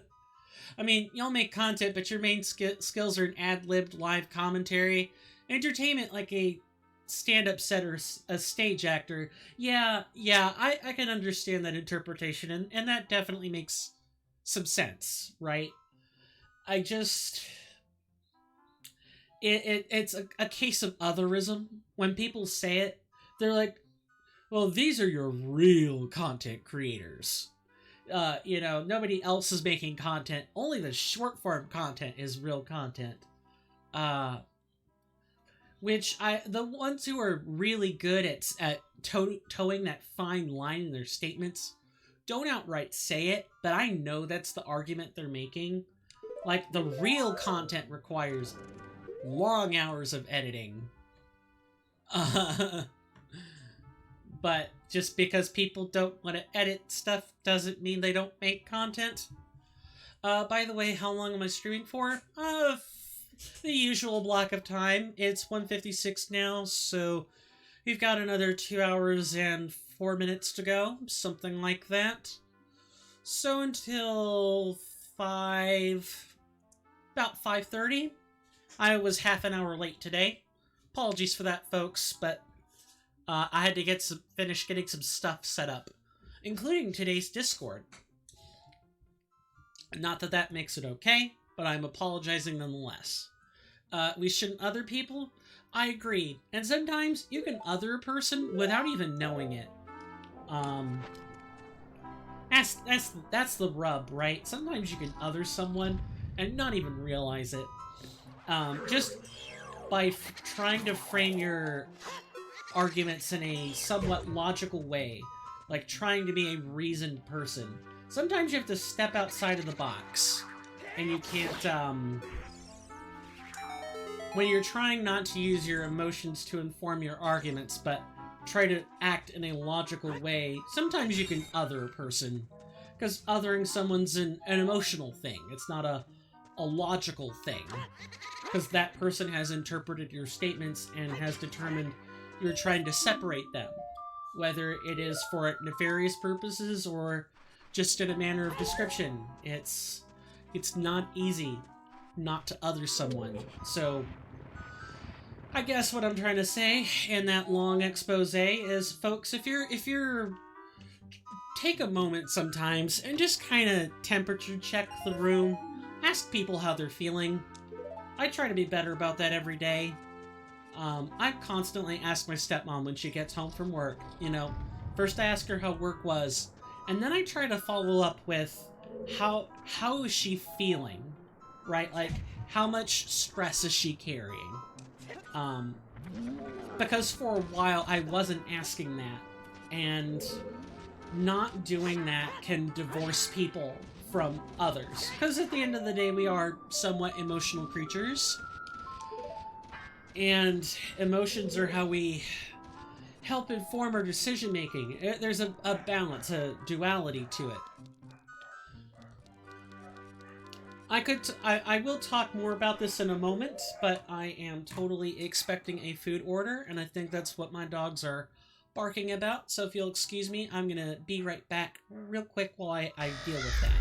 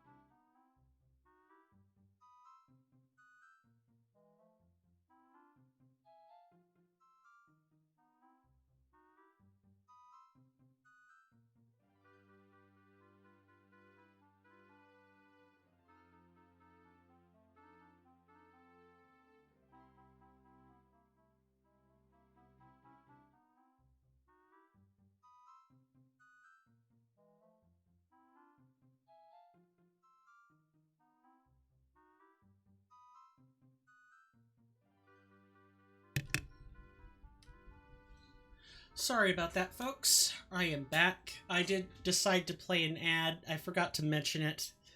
It was only 30 seconds, but still, I usually mention when I play one. Just a matter of courtesy from me. So my apologies for that. Mouth stuck together. Oh, I missed a big paragraph. Okay, let me go back and get this.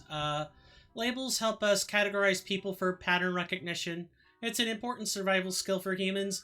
Yeah, therein lies the rub, right? Like, it's human. But it's incredibly important to recognize that categories are descriptors, not expressions of valuation. Precisely. Once you get back, I have to go, unfortunately. I need to go get the tag for my new car. I'm not sure when I'll be back. Send me a Discord when you finish streaming. Okay, will do. Miss you? I miss you too, my lovely sibling. Alright, go, get the tag for your new car. May that journey go without any errors, issues, or problems. And may they be better than the other people you've mentioned today. My lunch order is here. I'll share what it is. It is a Arby's double beef and cheddar, which I will be eating very slowly. Can't wait to pick you up to hang out sometime soon in my new Prius. See you later. Later? Wow. Yeah, see you later. Now, see you later. Thanks for stopping by, Mr. Rowan Darcy. Glad you could hang out with me. Yeah. The feeling is reciprocal. Yeah, it is a double beef and cheddar with curly fries. Of course, I love their curly fries. I mean, I love Chick-fil-A's fries the most, but when you don't order Chick-fil-A, you make do with what you have, and what you have is very good. And a mint shake. Mint chocolate with the Andes chips, with the Andes like chocolate wafers. No, mint wafers. They're called wafers, I think. Anyway, people did not come to hear me gab about food. Let me update the tracker. Man, I feel like people hotkey stuff on this tracker. That's okay. That's perfectly fine. I'll just have to get used to... It feels like the tempo is hard to get used to. You're constantly breaking your own rhythm. Before you've had a chance to deal with it. Before you had a chance to settle back in. There's, like, not a real rhythm there. I believe we went and grabbed the items out of here, so we should just be able to pull this. There will be a switch underneath. We went through the forward direction. But you can totally come through here backwards. See, you'd think that this would be adult-proof. It is not. So make of that what you will.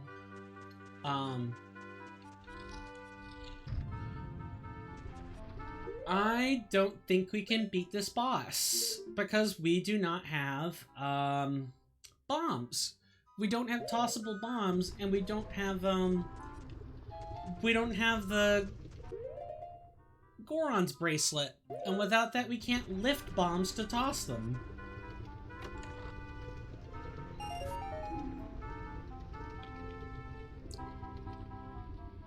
So much for beating that dungeon. Time to get out of here then.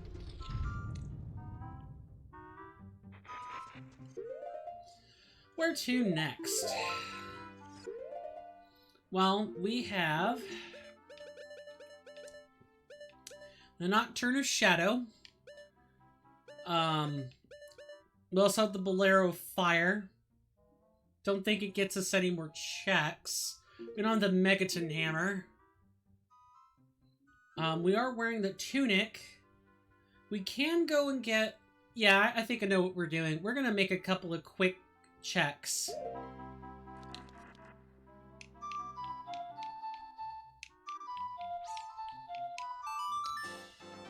That pattern's not too hard. The Prelude of Light is kind of like a medium level song in vanilla.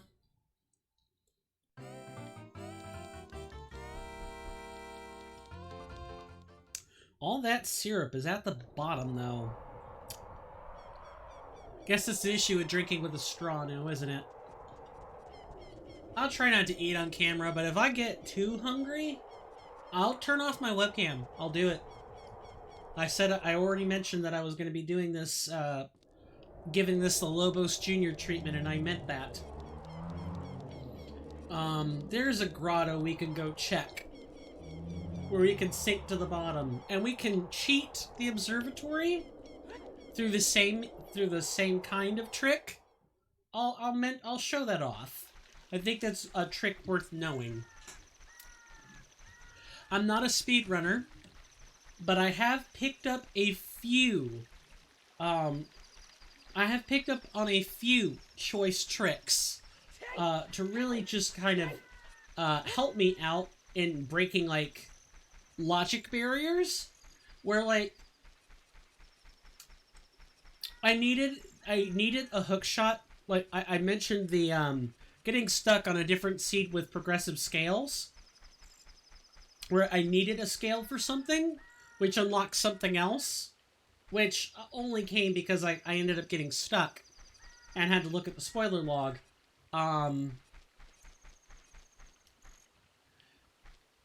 I forget where I was taking that.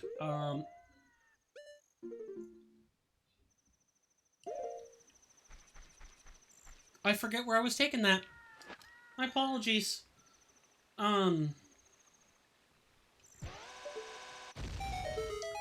But suffice it to say, if I could, it's really killing me not to know, or it's really killing me to remember this.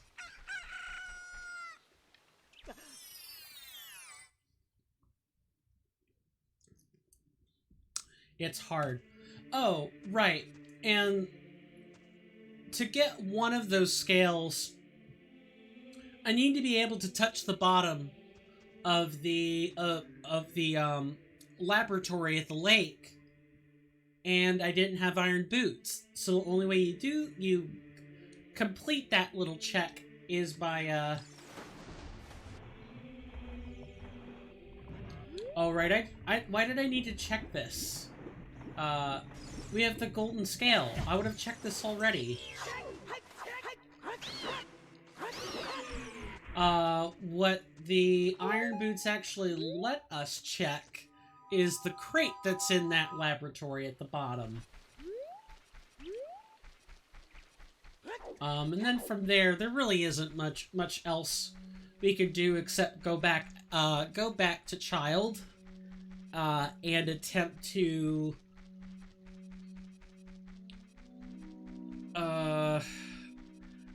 complete Jabu Jabu's belly. See what we get out of that, and go from there. Because I think we've done about as many checks as we can. There are a few places we can check, mainly in terms of. I think we're now able to check Gerudo Fortress. Let's actually check and see. I'm really trying to remember at whether or not I've checked Gerudo Fortress.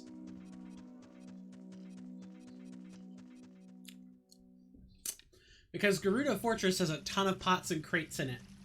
A ton. An absolute gob ton of pots and crates.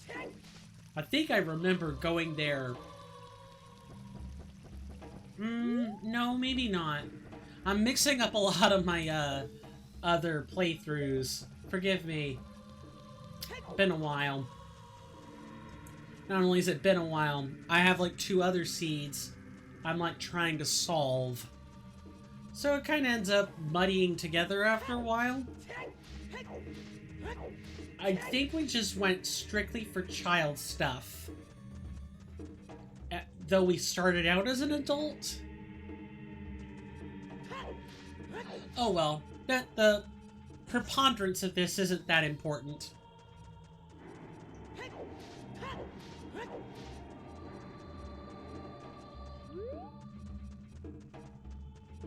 So what we want to do is actually get caught. This is usually how I like... Yes, I know. Stay where I am. Good lord. So usually the way I like to start this, if I've got hover boots, this only works if I have hover boots, is I actually like to start by going through here.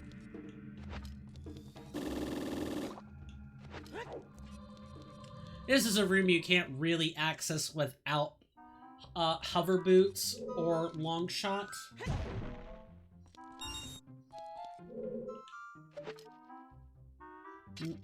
Should be another Gerudo padding around somewhere. We didn't make it very far. Good to know. And I am stuffy. Milkshakes will do that to you, I'm afraid. I love milkshakes. I'm a sucker for them. What can I say? But yeah, you can't really nice. So it turns out that the entire way I've done it is unnecessary. I like how each guard says, "Halt! Stay where you are." Also, why am I going over here? There's no reason to do that.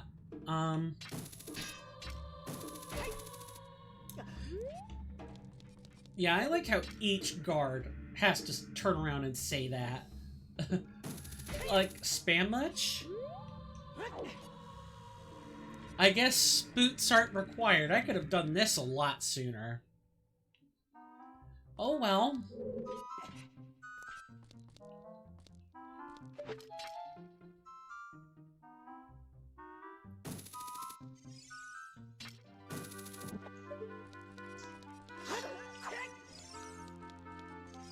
We could do the same with the other one. Once we knock both of them out, we're hitting them with a sword. I don't know why we would be knocking them out. We're clearly killing them. We just knock over all the crates and barrels. It's like a bull in a china shop. And we could get a whole bunch of stuff.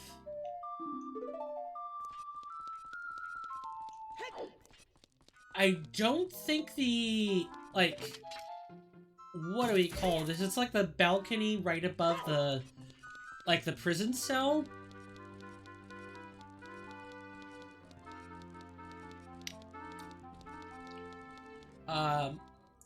Where they more or less dump us into, does have a crate. We can access that. But it doesn't contain very much outside of that. Alright. I believe we just backflip over this, and we end up where we're supposed to be. We don't have the Gerudo membership card. I think I might have said this already. It is worth saying again. We do not have that card.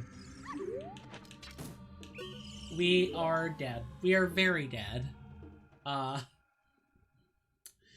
Because we don't have the membership card, we can't go dump money at the archery minigame or the Gerudo training ground, and we don't have access to the training ground either. Something else we'll just have to kind of be careful about. Come on, turn around, please. Even a jumping slash doesn't work. You really do have to just get them from behind, or ignore them. I think it's right up... No, of course I would go the opposite direction. I think in about 5 minutes I'll take like a bigger break. And, because, frankly, the smell of food is killing me, but also, I'm really quite hungry. Need to eat something. But I do want to at least show you why in the Pot Sanity Gerudo's Fortress is a good place to go. Look, we have 4 checks right here.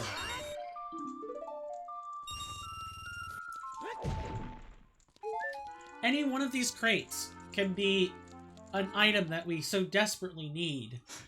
Speaking of needs, did we... We got another token, and I think that was about all we collected. The rest of it is pieces of heart, which you can't track anyway. None of the trackers have them. It'd be nice if they did. And no Stone of Agony either. Alright.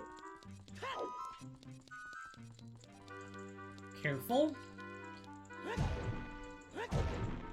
And unfortunately, with the Silver Rupee Shuffle, even some of the keys you get... even some of the keys you get make you money. So you can't count on them in case you were looking to hoard cash. Or not hoard cash.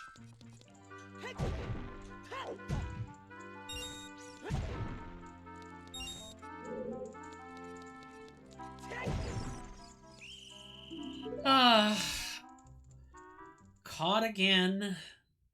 I'm sorry, officer. I promise I won't do anything this time. Fool.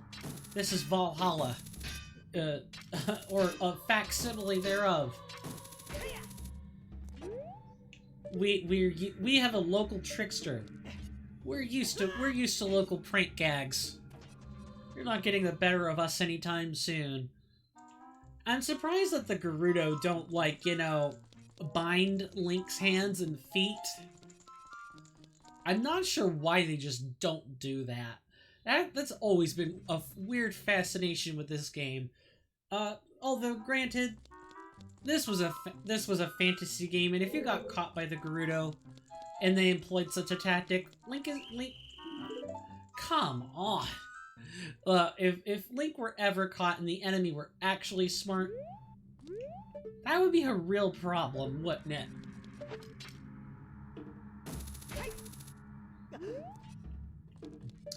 It's like, I need to go a little bit further out than I'm thinking I do. Right about here, probably. If anyone's ever... I can't think of the creators' names, but there's like a few videos along this line where it's like animations of what if the villains were actually smart? Would the hero still win? Those kinds of videos. The one with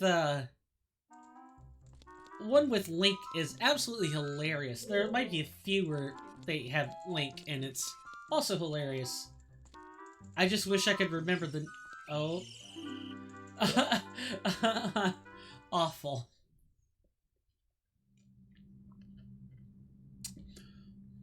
Am I already facing... Yes, I'm already facing. We just head right. Okay. I got mint syrup in like the wrong place in the back of my throat. And it doesn't feel good. Feels awful. I can still talk though. It just sucks. So, I'll ask again. I like checking in with my viewers. How is everyone doing? Did the game just speed up right there? I believe that's what it did, was speed up. We're just gonna knock out those crates. And we wait.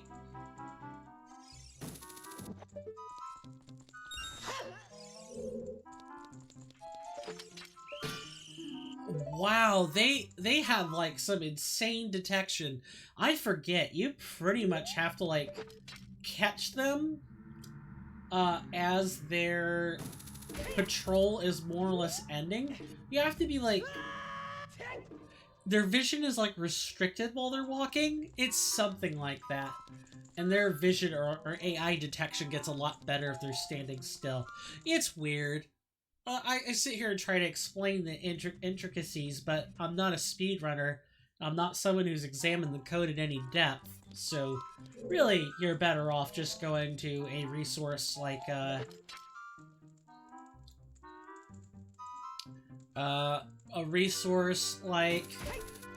Zelda, or I'm sorry, is it ZeldaSpeedruns.net? There's also like a wiki that more or less explains procedural things in the randomizers as they come up. You can find all of that in the randomizer wiki. That's a great place to go to get extra information, and I highly recommend it. You can access it right from the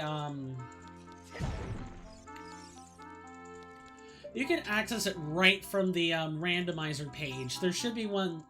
There should be a drop down called Resources. Alright, get back so I don't get seen. Yeah, it should just be called, like, a wiki. It's in a drop-down menu. You can click on it.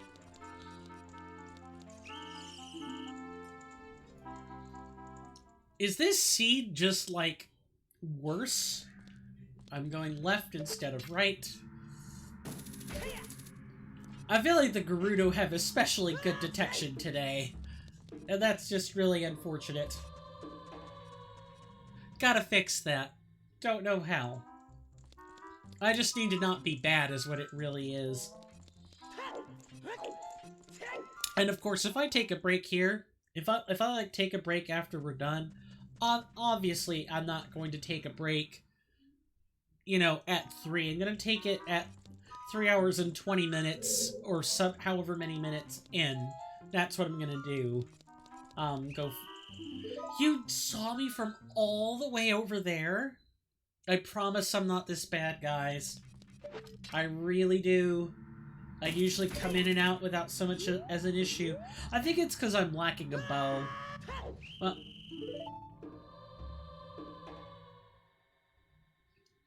Really, it's my personal skill, but I'm used to having a bow or like a long shot through here. I'm used to having it easier, but I should be able to do it no matter what. I may just have to look at the screen while I do it, that's all. And I can't, like, look forward and back for the chat. I just have to focus. That's what I'm gonna do, is focus.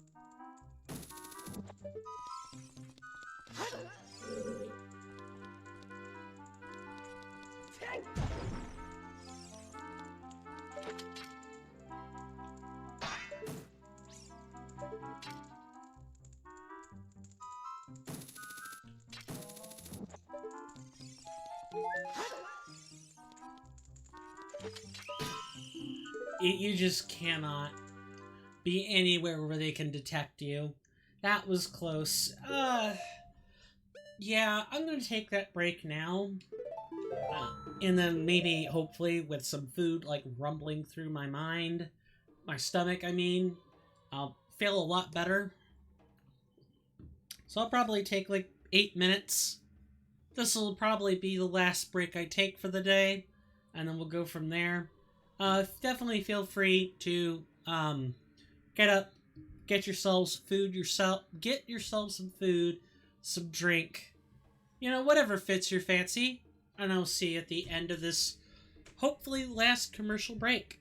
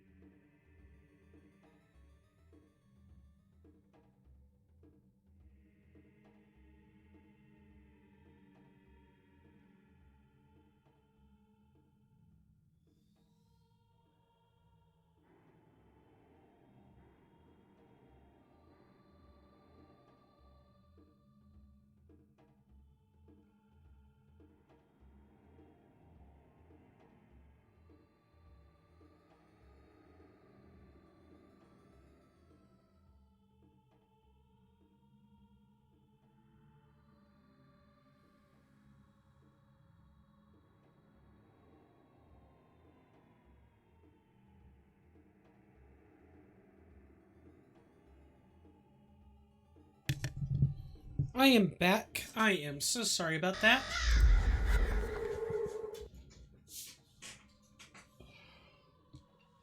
Alright, thankfully, I have eaten the sandwich. I ate that off camera. So I'm free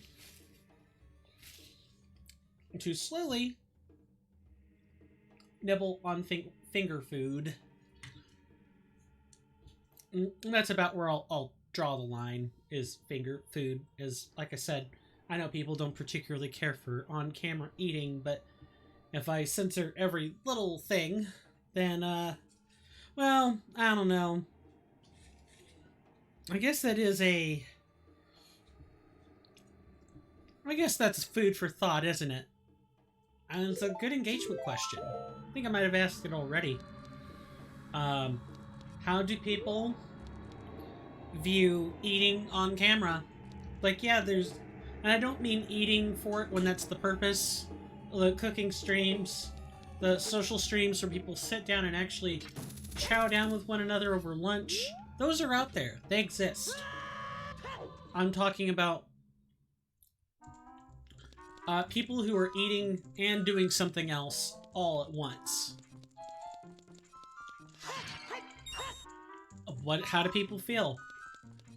I think I've mentioned before that I don't particularly care about it, although some things might certainly cause me to, maybe recoil at the thought, but I probably would still not say anything. I think if it's like a 5-course meal, then, you know, come on. Maybe eat some of that off camera. Or, you know, have that be the focus of the stream. Something.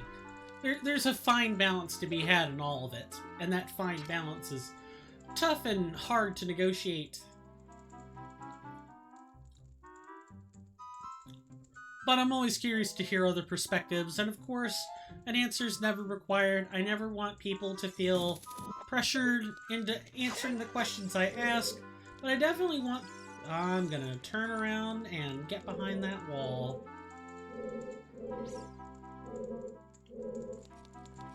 Alright. Yeah, if you see them stopping to turn... Come on, you couldn't have been on high alert already. Really now? Okay, I guess. That should not have taken me there, but it did. Oh well.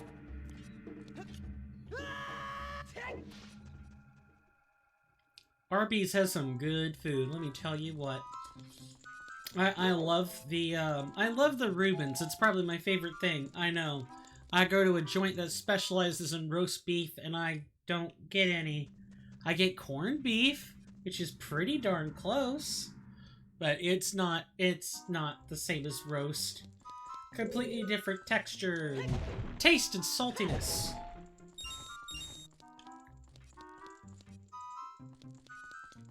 Completely different. It's like I have to be at the edge of their detection range or something. It's really weird. Today they're being especially bad. But, yeah, and the cheese sauce is, I would guess, okay. It's not the most remarkable thing ever, but it's not bad. It's hard to go wrong, with cheese sauce. It really is. It's just melted cheese. Now, whether or not you use... Come on. Cut me a break. You gotta be kidding me. Well, we're not leaving until we get the items. Are you serious? I'll lose a heart's worth of a heart's worth of damn. Yep. That's a phrase. A heart's worth of damage. Come on, turn your butt around. And I saw them just stand around. I don't know, they're not usually this perceptive. Let me say that. I don't know what's got them on edge, but something does. I don't know if it's the tunic I'm wearing. Maybe the tunic is really heavy. Maybe I'm carrying items that are particularly heavy. I don't know. But something's happening.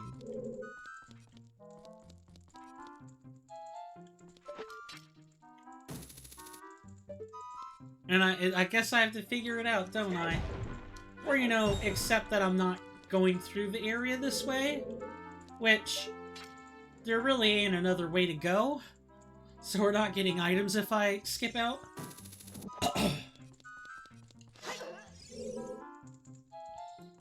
We're gonna wait for them to turn around.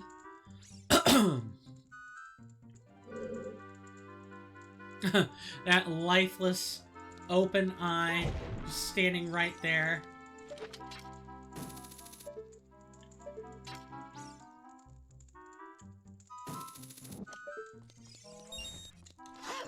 Yeah, we really do just have to kind of, like, be extra careful.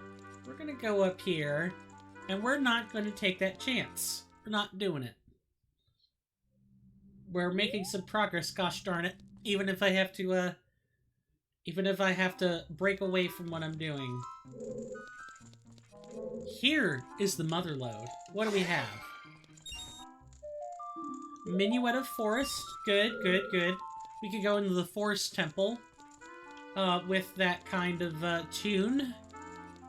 We do have the hook shot, so we can do that.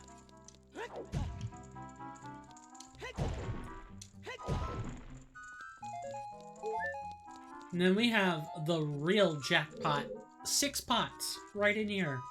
With a gold pot to ensure we've got some bang for our buck.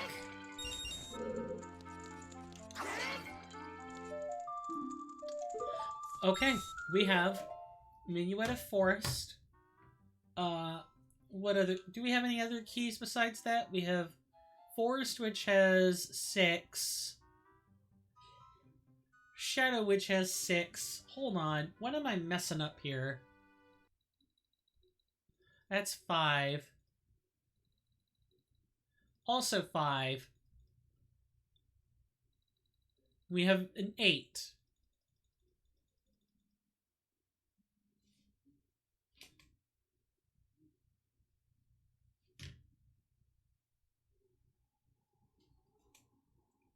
Keep thinking that's an insect.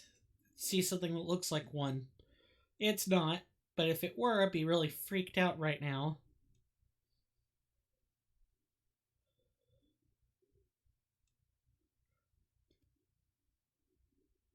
Just making sure I'm not missing important messages. So besides... That's really weird. So I'm guessing the 6... Like... It's not the 6 plus the boss key, right? It's 6 plus the boss key. So I'm thinking these are for vanilla dungeons? Hold on. Layout. Tracking. All locations. Extensions. Multi-world. No. Fast tool. Advanced. Nope. Not at all. Can't exactly manage the packages either. Okay. Wish there were, like, ones for Master Quest. So what I'm thinking is that what I have is the vanilla key tracker. Master Quest does change keys. Like key amounts. So instead we'll take all those key blanks to mean fire or water. I'm sorry, forest, water, shadow. Those are the 3 we have. So we'll get like a 5er and a key. That'll have to be enough. And the Minuet of Forest. And nope, we got the Skulltula token. We're good.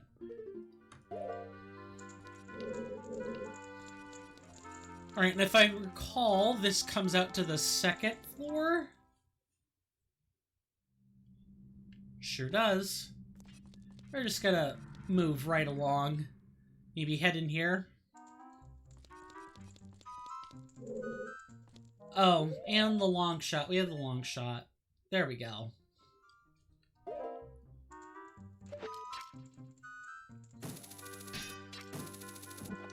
Ah, that's right. Don't you move your pretty little head.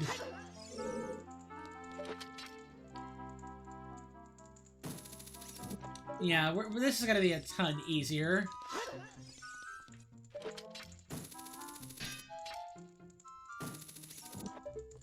I can just literally stay out of reach, out of sight.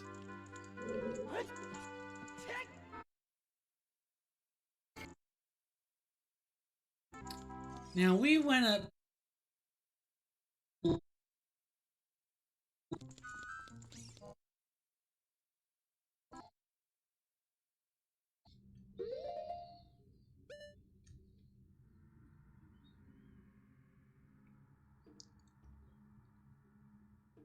Every time. I think we're good.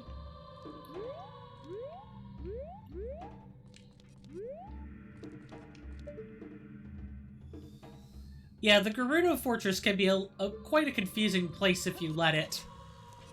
Thankfully, once you figure out the general order, and that's what the trapped carpenters are supposed to help you do.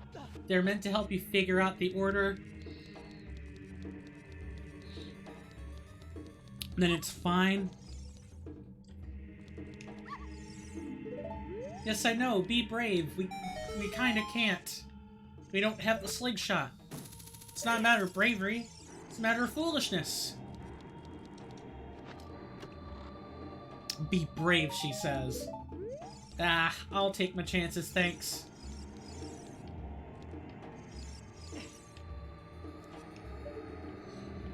So, if I recall, we were up here, and our choices are either one floor up or one floor down or 2 floors down. Let's go through here then.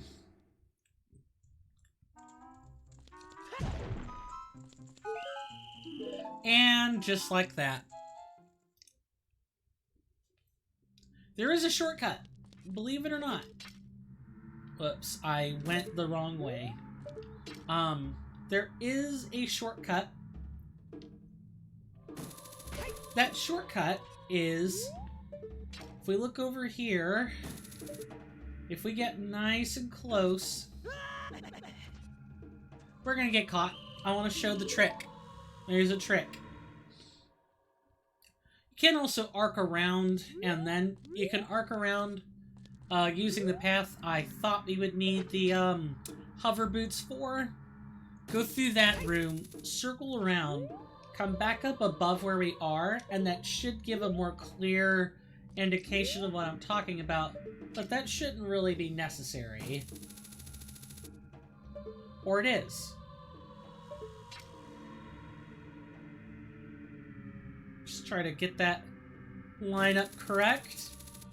I guess we do have to do that. I am determined to show off the shortcut, however. So just hold on tight. Don't let go.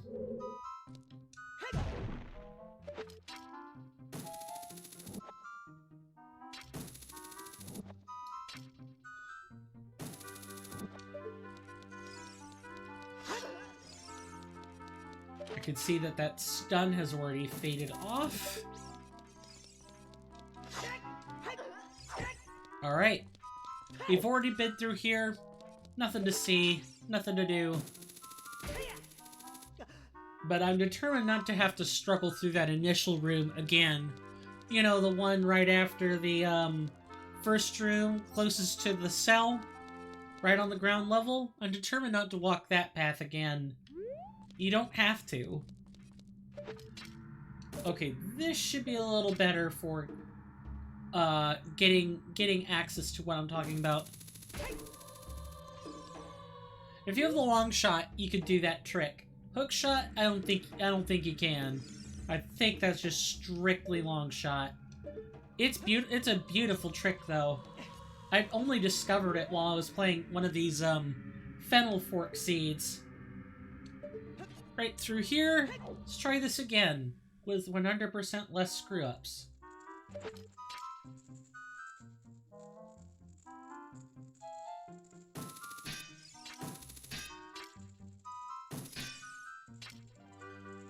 Are you gonna spot me sitting in here, ma'am? By the way, the Gerudo are all women. Just in case people weren't aware. It's an all-ladies group. Also, for reference, I might, like, try to find some manner of showing it off. There's a way you can tell that the rupees you're getting, are like a reward rupee and not a, you know, a farmable one. In fact, I'm gonna go back in and see if I can't show that off. The crates aren't always guaranteed to drop a green rupee.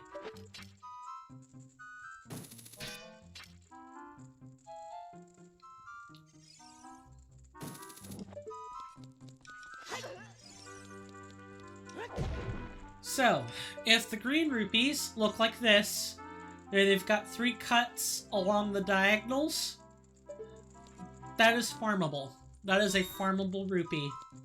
If it's got a glistening, shiny surface, then that is a freestanding rupee. That is what you're getting into with that. Just throwing that out there, so that no one's confused when I say, oh look, a rupee. A rupee is my reward, that's what I mean. Because some of the crates and pots that we break open already natively have those as sort of rewards. Just a casual 50 rupees going into the rupee burner. Awesome.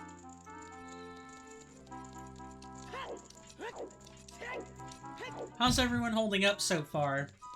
My apologies for the ads today. Oh god, get back in the get in the cell.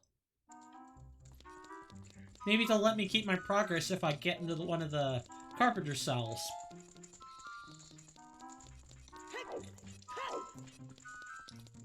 I digress. That's where that comes out to.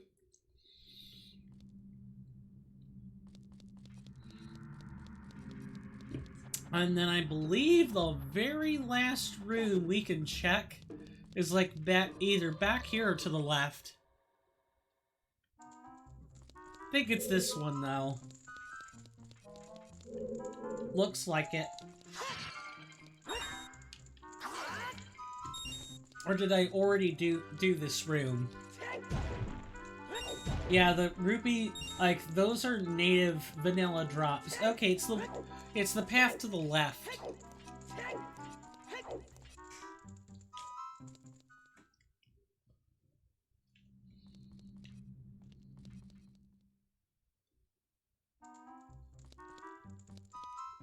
Or not. See, even I get a little bit turned around. Although mainly I only really get turned around trying to find my path. Like, try to make sure I haven't crossed over. Although I've crossed over myself many times.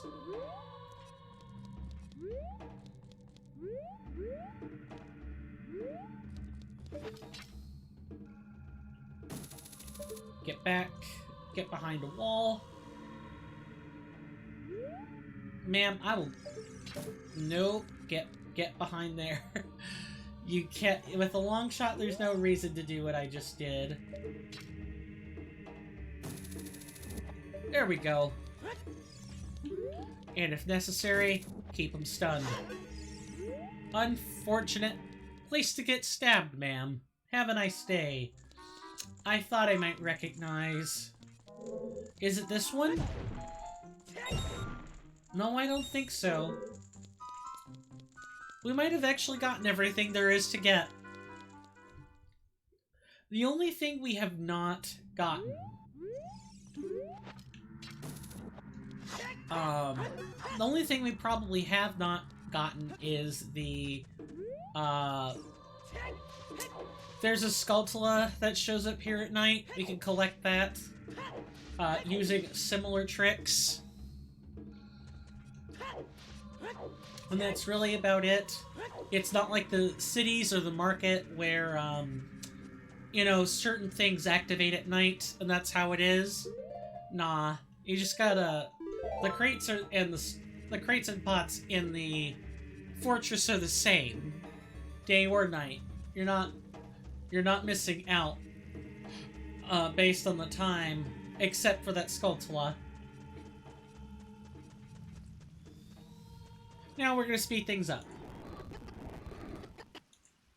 Because I mentioned in the very first episode that we would be doing that. If I didn't have the Sun Song, I wasn't gonna wait to get it. I was just gonna speed it up.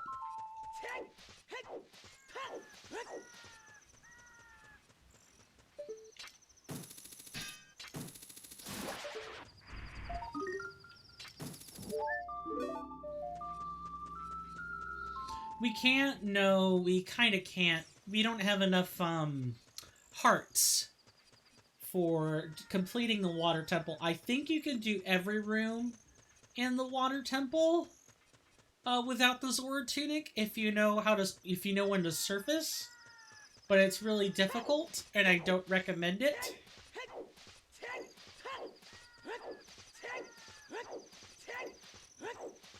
Also, after this, we can probably just go through the Prelude of Light. We can play the Prelude of Light. We can turn back into a child, and we will have an easy time. We will be ready for Jabu Jabu's belly, I think it is. Not to mention the chicken. We can make a lot more checks.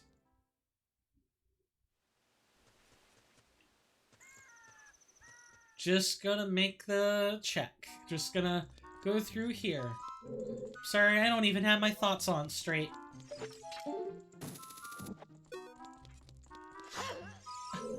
What, does the hookshot have a weight modifier?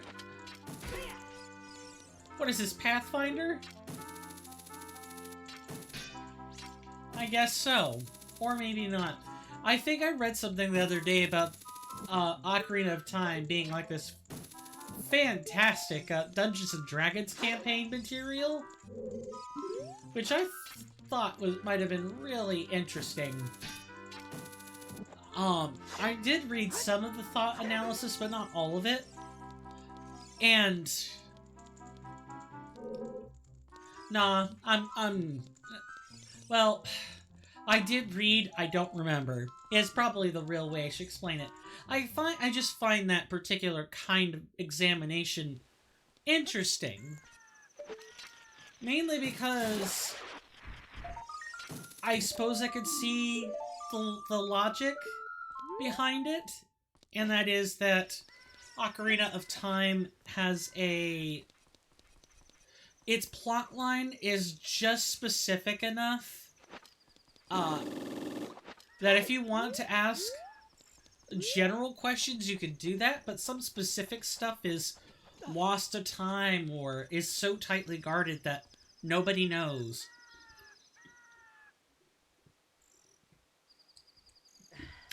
You aren't, there's enough, like, intrigue among the various species that you can visualize. You can see the communities take shape if they were in a module like that, but not... There's not enough there to do more than what is intended. That is more or less what I'm trying to say, is you can only do so much if we were to actually take this kind of game and turn it into a Dungeons & Dragons module. You would, if you weren't bending canon, you would very quickly run out of things to do with it. Why am I trying to exit the legitimate way?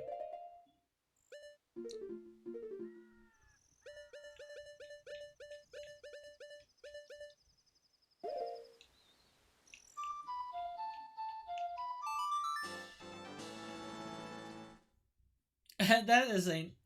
It really does look like a W. I mean, it's not straight up and down, but I've seen some really badly written W's. Or like stylized W? Maybe it's a stylized W. At least it ain't a print symbol, you know?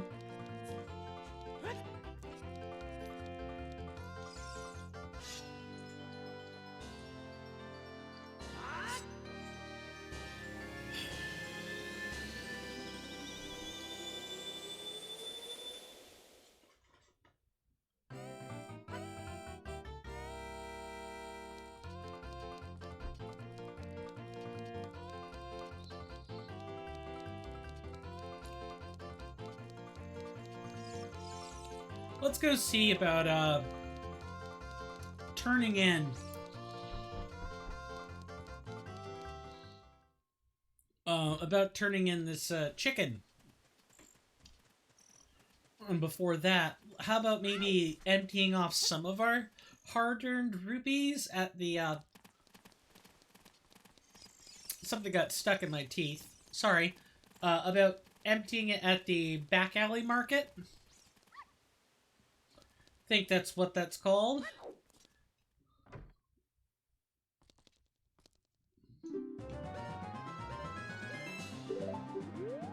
I don't know if I want to empty it that much, but we did. Now we have room for plenty of goodies.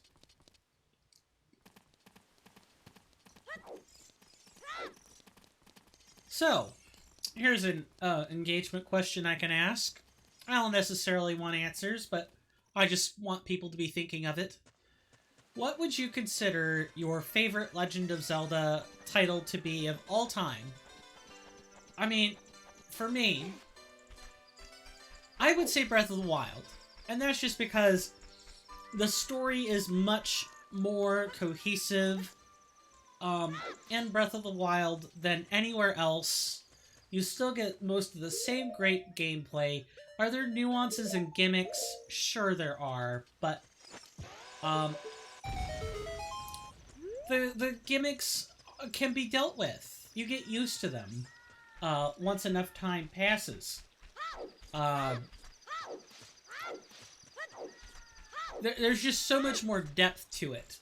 The only thing that I would say really holds that game back is the Korok seeds. The Korok seeds themselves were fine, but how many of them to get? My god. Just too much. 900 is too many. 400? 300? That would have been reasonable. 900 is overkill. Oh well. Other than that, probably my favorite Zelda. Skyward Sword is right behind it. Twilight Princess is right behind Skyward Sword. And then kind of followed closely in no determinate order all the rest of them. Maybe Ocarina of Time and Majora's Mask at the front.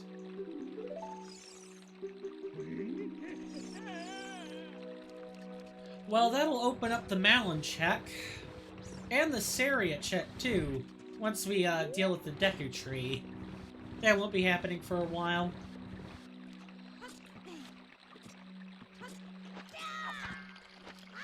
That little trick is how you cannot have to push both crates, by the way. It's just a nice shortcut.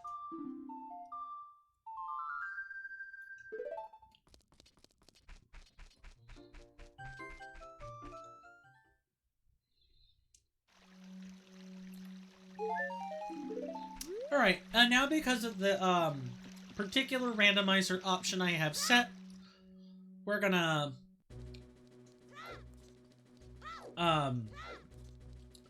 go talk to the masked salesman.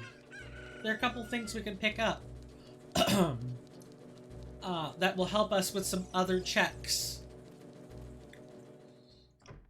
I am fully aware that the bunny hood is sitting right there, and in the randomizer, it does what the Majora's Mask bunny hood does. It actually speeds you up, which is great.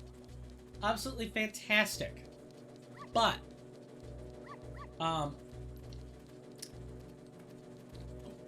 we can't have that bunny hood and another mask at the same time. We can only take one mask at a time. And you know what that means. That means that, we gotta make the same kind of check essentially twice.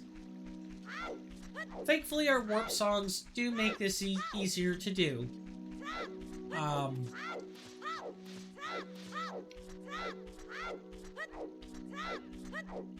Because without 3 or 4 of them, I don't know what I'd be doing right about now.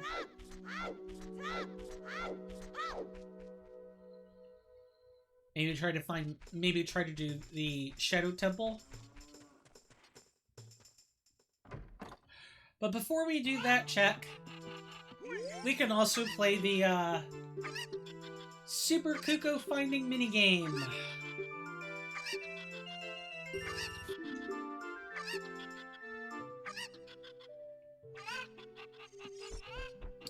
I know where that one landed. You could usually get one of them. And it's usually the front one or the one that flies toward one of the far corners. Or you could get the one I just grabbed right there. Alright, we're not making it. I can already tell you. I've made too many mistakes. Mistakes were made. Time's up. Too bad. These are some great cuckoos, aren't they? They're raking in money for me. Talon, shut up. A young man like you must have a real fire in your belly. Them are fighting words. Oh, you pity me with the 5 rupee retry. And if you start like this, you get like 2 of them. It's like the game practically gives the second one to you, because it's not supposed to be hard. It's probably this one.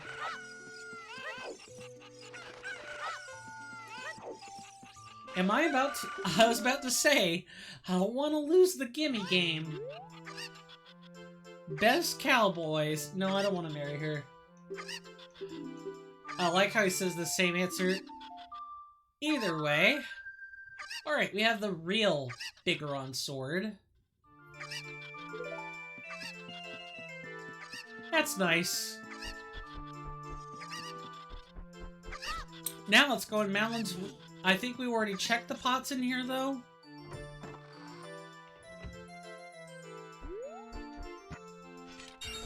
Yeah, we did. We checked those. I did all the child checks. I'm fairly confident about most of the adult ones as well, at least prior to the hook shot.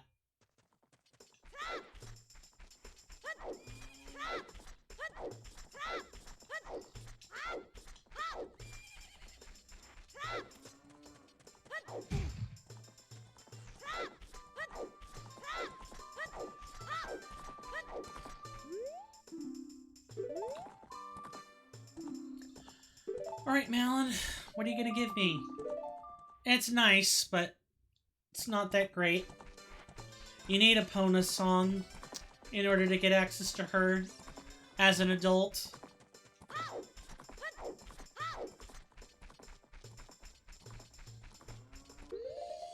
Alright. I can't hold it back anymore. Ugh.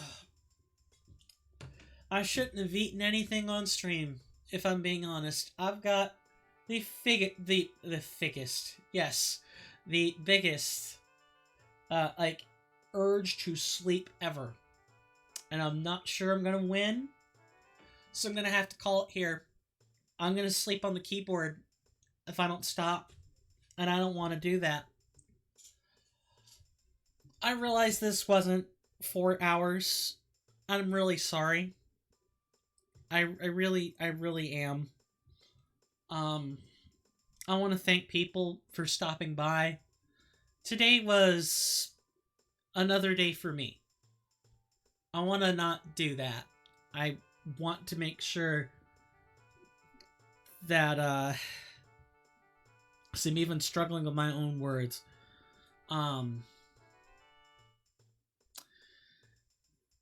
I just haven't been in a very good place lately. And while I get that that's human, I want to try to limit that as much as I can, because this stream is for you guys. These streams are for you. They're not, I mean, they are for me. I feel great when I get to decompress here on camera, but at the same time, today was not my finest moment. Yeah, I had some fun conversations, but it is not my finest hour. I feel emotionally exhausted. I feel physically tired thanks to food. Tryptophan, surprise, to which there are a lot of foods out there that have more tryptophan than turkey does. Tryptophan is the one that makes you sleep, though, and I like tryptophan. Anyway, I'm ambling. Thank you guys so much. I would shill, but I don't feel I've really earned that today. Except to say, if you like the content for any reason, or you like small streamers, or whatever your reason is, consider, leaving a follow. Make sure the notification bells are on. Lets me know you like the content. Although I probably would have done this whether or not anyone liked it. I just needed something to decompress with today. But this is not going to be a habit. I promise. And I know I say that and I don't deliver on my promises. I'm gonna deliver on this one. You have my word. I'm just not in a good place. I'm not in a great place, but I'm not in a horrible place anymore. But I'm not in a good place either. I'm kind of just existing. And I want to do better than that for you guys. Reminder. First opportunity for a gift sub comes around on the 31st of this month. That'll be Tuesday. Again, I will have something put up in a twit longer or on Twitter as like a thread, something. I'll write down my exact procedure for how I'm going to do this. I'm open to suggestions.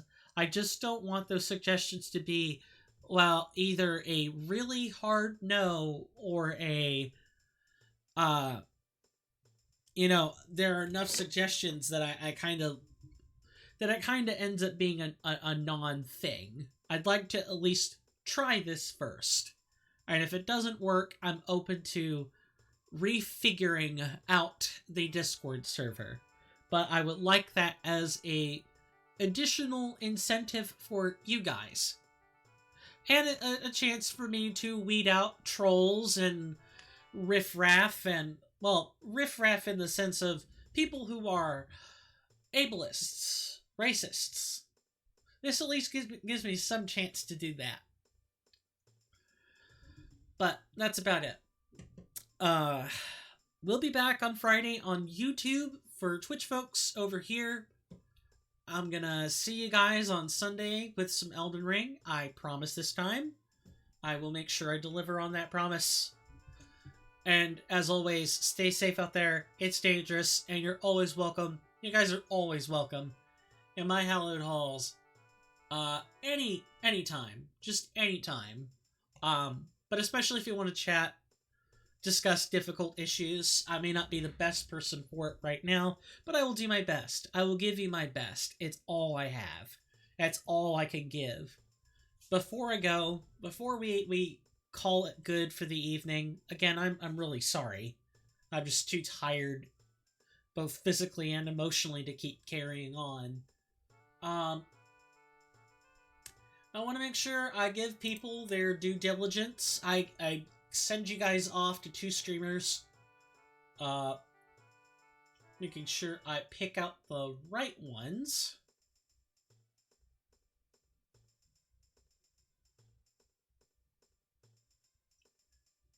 So, because I can be a bit of a downer, I'm going to give you guys, I would probably say an upper and someone who is relatively relaxed. If you guys want streams with excellent vibes, those that rival anyone I've talked about so far, I want you to, guys to check out Cheese Whiz. He is playing something called Hi-Fi Rush. I've never heard of it, but it's a game. Go check it out. He puts a lot of time and effort into his streams. A lot of time and effort.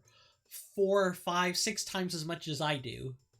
It already says a lot. Guaranteed a good giggle. See? If you want good giggles, go check him out. He deserves it. If you guys want someone that is more relaxed, these streamers are both Canadian. FYI. Go check out Gino Machino. Getting my fingers around it. They are working on the original, like an original Dark Souls hitless or speedrunning category. I can't tell what the notation on this is, but I do know it is like D-Rust. And his streams are very relaxed. A very chill place. Check him out too. He deserves it. I could sit here and do self-depreciating jokes. Self-deprecating? Self-depreciating? Don't know which it is. Needless to say, don't remember which it is. Too tired to care right now.